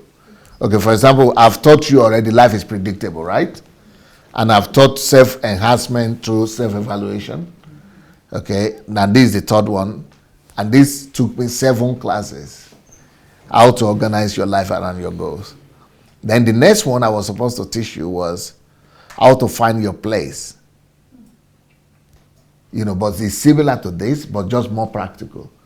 So using the example of the Embassy of God, how every member is being taught to find their place. Everybody, individual. So you could have 25,000 members, 20,000. Everybody could be taught. Everybody is being taught, and the church is being set up for everybody to find. That's what you are confirming now. Yes. Wow. And that's what the church is supposed to be about. That's why I sent a WhatsApp on the group and I said, can I join the rehabilitation center? To start out or overhaul. Just take me in like an addict. because they come out in 6 months and they come out and become they have the products that they're asking you for. Because what we've been taught, there's a block in there. But if I go into the rehab center, it's automatic. You don't even need to think. So what happens with the rehabilitation center is that we put them there. They don't even need to think about it. Just like he said. Yeah. He didn't even know, he didn't even understand the whole thing, but we created a system where we put them inside. So they you only need to obey. Yes, you only need to obey. Once you just follow, they just build everything for you. It's just automatic to become productive. Success is inevitable. Yeah. It's predictable. I think we will need those rehab in Nigeria. Yeah. Yes. We'll put all of us in rehab. You don't need to even be, if they get it. Be alcoholics. Pastor Ernest, you just put all of us in rehab. Yeah. the whole country. Women's rehab. Yes, I plan to do that in Nigeria. It's not going to be called rehab. Exactly. I want to say, because it is training centers, training camps. Yes, so when I go to Nigeria, I want to find. I'm going to get just because you mentioned that. Ola mentioned that. What you have just pulled me by the leg, because one of the things I'm going to do, just like this, my house is a prototype. So in Nigeria, I want to have a house like this, but maybe 10 times bigger, that will afford me to be able to live at the same time. I want to have an estate, what they call estate in Nigeria. Yeah. So to be able to have every week, at least 3,000 people living there with me for a whole year. So it's 6 months here for Nigeria to be a whole year. So you can live there with me and just doing that with the program. You don't need to pay for anything. We are going to be feeding you and something, just like the way you are living here. But this HMT regime for a whole year. So you'll be practicing these things. So now that we have done this, we will send you, for example, to schools and universities to go and teach on the weekend, and then you come back again. Mm-hmm. So anything we teach you, you will go ahead and practice it. Mm-hmm. Yes. Raising the hero. Yes. So that's the way we will raise up new people, the new generation of Nigerians with the new mindset to be able to do some of the things we plan to do. Then on weekends, we will also be having people who don't live there come in just for like here, like you put in for 4 days and then go back.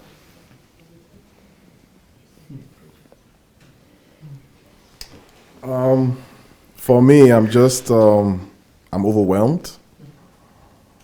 At the same time, I'm also grateful to God. I thank God for bringing DSA my way. I feel like the Facebook broadcast was for me. I feel like the books are written for me.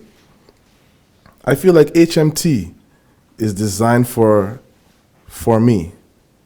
Because just like I've said, I've been in church for 20 years, over 20 years. pastors come in and out of my house, going to church 2-3 times a week. I've never had anything like this in my life. I've never had any teaching about the importance of time. The first HMT was I am a person, am I a personality? I've never heard anything like that in my life. In the last HMT, conversion, never heard anything like that. And I hear a guy coming again, the third time, and I've not heard anything like this. It just... And you've been in church? And I've been in church. For like... over 20 years. And not just in Nigeria, but in the US too. In the US, Canada, name it. Wow. I've not heard anything at this level. And it's just, it's like I'm grateful, I'm sad, I'm excited. Mixed feelings. I have mixed feelings. Because this is like I can see possibility. I can see that, and I like life is possible. Yes, and success is easy. And it now makes sense how you started this HMT. The life is predictable. Now it makes sense. It makes sense to me. Like I can see that. Yes, we have no excuse. We can't go before Jesus and say, I couldn't do it. And I'm just... And can you imagine if you are getting so disappointed and so sad? Can you imagine how God has been sad about the church? How God has been so down and sad about the church. It's not good. We are not in good shape. I'm sorry to say. The church worldwide, either it's American church. When I go to America and I begin to talk with the top church leaders, they are saying, for example, Dollar, all of them, they are saying, where are you coming from? They say, it's only, but they find an excuse. They say things like, it's only, you are just anointed for this. It's just you alone. But I was saying, look, instead of you, I didn't tell them this, but I was telling myself, instead of you to say, teachers, teachers, how do you do this? You are telling me that it is the anointing. You are anointed. You know, that's the language people have. It's your anointing. God anointed. Nobody can do this. It's your anointing. But I was thinking, I was just be quiet because I was thinking, if you had asked, you could have known that you don't need to be anointed for this. You just need to know. So, but the thing is that they just look up to you as if you are the one who is special. But that's why I started with this teaching. I'm not the one who is special. Life is predictable. You just need to know. So when I was just sitting here and I was just playing everything, and I remember the day when you were on Facebook doing your broadcast, and I believe I was about to start a new chapter in my life. I think I said that to the first time I came. And God told me to come and meet you. And from that day that I met you to today, I am grateful to God. I am so grateful to God. Because only God knows how I would have ended up my life. Probably just live an average life. And maybe I don't know who God wants to use me to reach. And I just see that a responsibility has been passed down to me today.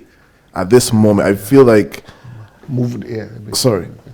I just feel like right now, a huge responsibility has been passed down to me. And not just a huge responsibility, I also see it that it is possible for me to carry out every single thing, every single desire in the heart of God for my life, for my generation. And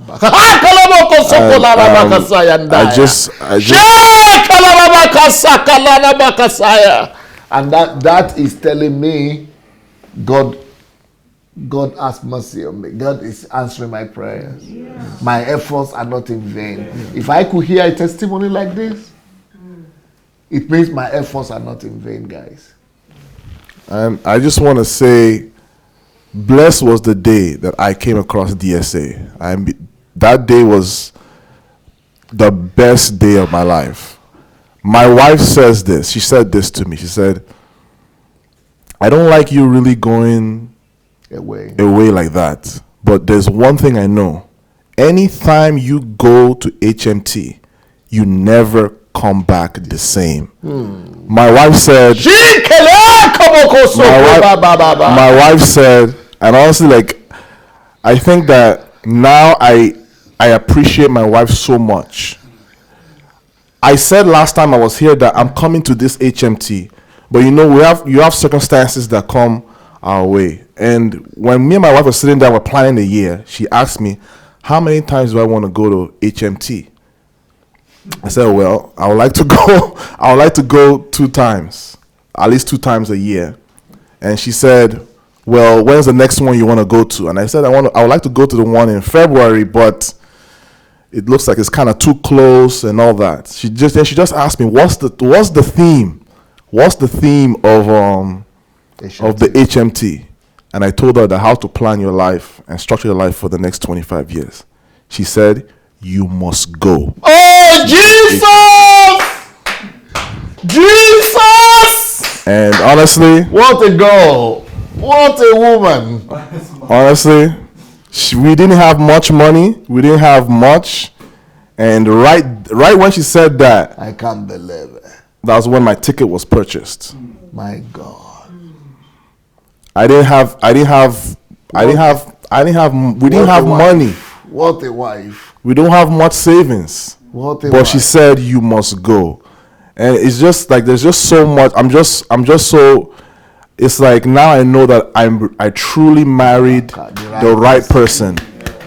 That I have someone that has the heart of God. And you. And me and her. And it's just, it's like this HMT, me and Anu will always say also, which one do you think is the best? I mean, to me, this one is just life-changing, destiny remolding, repositioning HMT. And I just want to say, DSA, thank you so much. I know that you have been through a lot. I know that people can say whatever want to say, but for me, I know that I'm grateful for God for meeting DSA. Thank you, sir.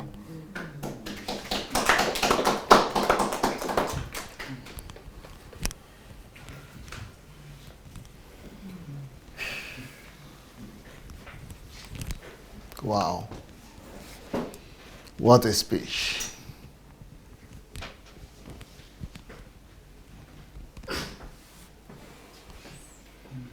And I hope that we will all find the time to go back to all these teachings and all these lectures again and explore them. And most importantly, try to make them flesh. But I think some of you who have been here especially, you will probably see now that maybe you will better understand now why I seem strange a bit, or maybe a lot, and why I seem to be coming from another world. So more understanding. So when people don't understand what's happening, or even when I always say if you notice, people attack me for I'm saying I. They say it's pride, but it's not. It's taking responsibility. It's because of what I know. I'm taking responsibility. I'm not saying God would do it. No, I would do it. I'm not saying we would do it. No, I. Because I didn't put you in my schedule. I cannot answer for my schedule. I can say that, but when I say I, you better know where I'm coming from.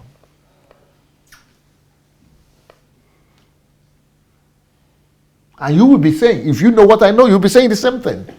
Because it's just normal for you.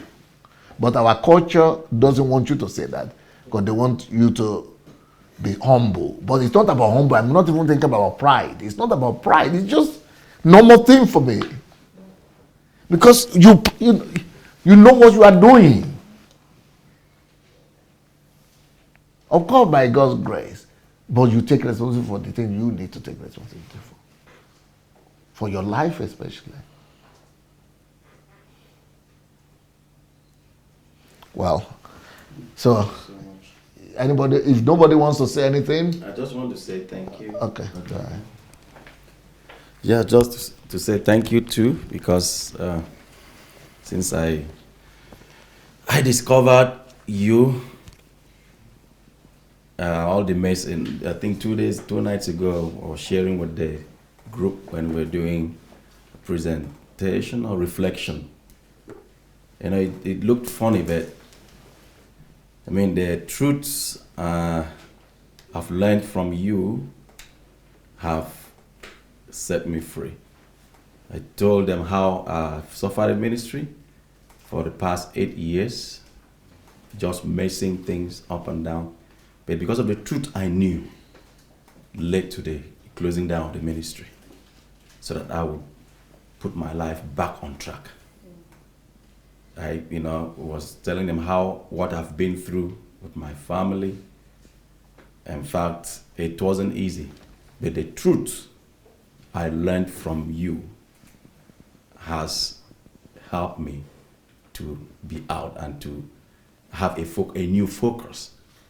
So I want to say thank you so very much. I can't say enough. I could have been in a mess. I don't know what my life could have been. In fact, I just thank God for discovering you. Like, can you imagine? I've been a Christian for over 25 years. And I've been a pastor for over 10 years. Not 10 years, more than maybe about 14 years. But pastoring our church for 8 years and know nothing to write home about. But the truth, it was, it looked funny when we was doing the ministry. I discovered DSA quite early enough, though I had already built the church with the black community. But I just thought everything is going to be fine if I could just pick from here, mix everything. But the truth could not withstand paganism. Because I was speaking, when I'm preaching, I will preach DSS message for 15-20 minutes and blend it with Oyedepo and end it with a little bit with a Debo Yeden. I will finalize with Mountain of Fire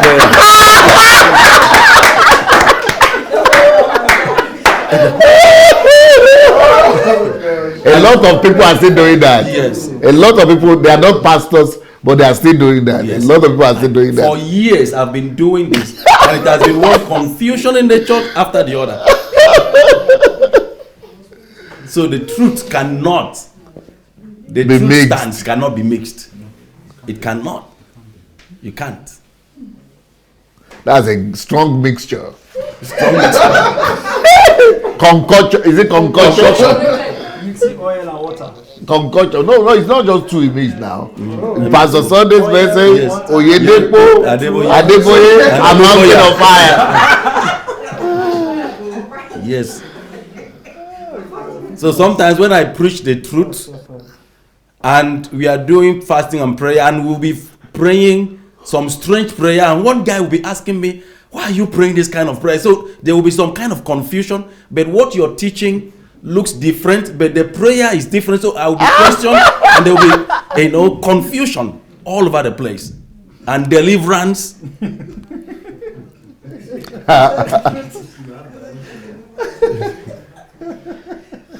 So I'm just short of words. God is just awesome. God is just awesome that He did it and got me delivered. Otherwise, I would still be suffering. You say you're paying the price. And sometimes my wife would tell me, say, but what you know you are wasting your time. Yeah. Paying the price of ignorance. Ignorance.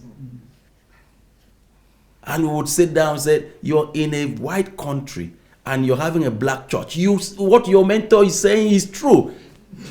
But I wanted to prove, men, want to prove, to show that I know what I'm doing. I know what I'm doing. But still, it wasn't working. But I give God the glory that I am free. And I'm starting I know I've wasted a lot of years, but it is not too late. Amen. Because I've discovered the truth and I'm reprogramming my life. Yes. So our ministry came to an end February last year. And I tell you, afterwards I started Facebook live broadcast. I reached more people than the 8 years I was working in 1 year.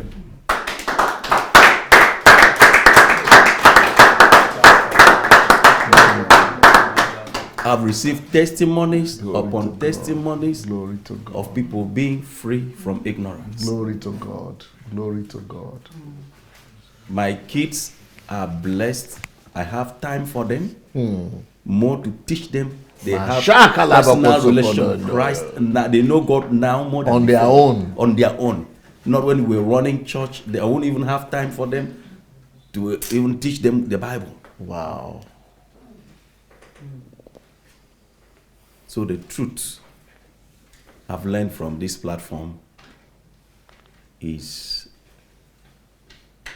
mind-blowing. So I thank you, Pastor, for your patience and for also standing by me, because I know a lot of times I will write you asking you questions and you kept replying and responding, answering every question. So thank you for revealing this truth, not hiding it from Africans, from the world. Not only Africans, from the world. Amazing. Thank you.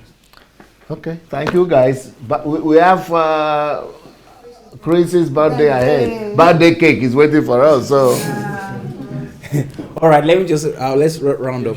All right, our dear friends and family on Facebook and on YouTube, thank you for being with us this evening. Today is not the final day. We still have one more day, and that's tomorrow. So please, if you have not shared this link, I want to believe that you can see that this video and this teaching of tonight is not just for you. It can revolutionize the life of your family members, your friends. So I encourage you to please share your timeline, share it to every group that you belong to. Suggest this video to your friends. Even your enemies might become your friends after you share it with them. So share. Quick announcements about the next HMT. It will be from the 8th to 12th, but we have the anniversary, the Embassy of God anniversary on the 4th to the 7th, and then the HMT starts on the 8th to 12th. So if you like to register for the HMT, please go to sundayadelajablog.com/HMT. You can do that now, right now. You see the form there. Please register and we're going to get back to you. And also for this HMT period, we have Dr. Sunday's books on discount. For you to enjoy this discount, please write to us at dsasbooks@gmail.com. dsasbooks@gmail.com. This discounted prices ends on the 15th of this month. So you have just few more days to take advantage of this opportunity. And also for all of our members and all of our family who would like to partake in Dr. Sunday's mentorship program. Many of you don't know, but you can actually experience Dr. Sunday's mentorship program by going to sundayadelajablog.com/mentorship. sundayadelajablog.com/mentorship. Thank you for being with us this evening. Right now, we want to celebrate with our brother Chris Al. We have our cake here with us. So, and we released a book on his birthday, which is the latest book, Kingdom First, Church Second. So please go and get that book. You can still get it for $3 now for the next 1 week. And then the other books that will also help you to understand this topic is I'm a Person, Am I a Personality? And which one again do you have there? I'm a Person, Am I a Personality? Moses' Generation. No, and Pray. When to pray, when not to pray, and when to stop praying. Yep. So thank you so much, everybody. See you tomorrow.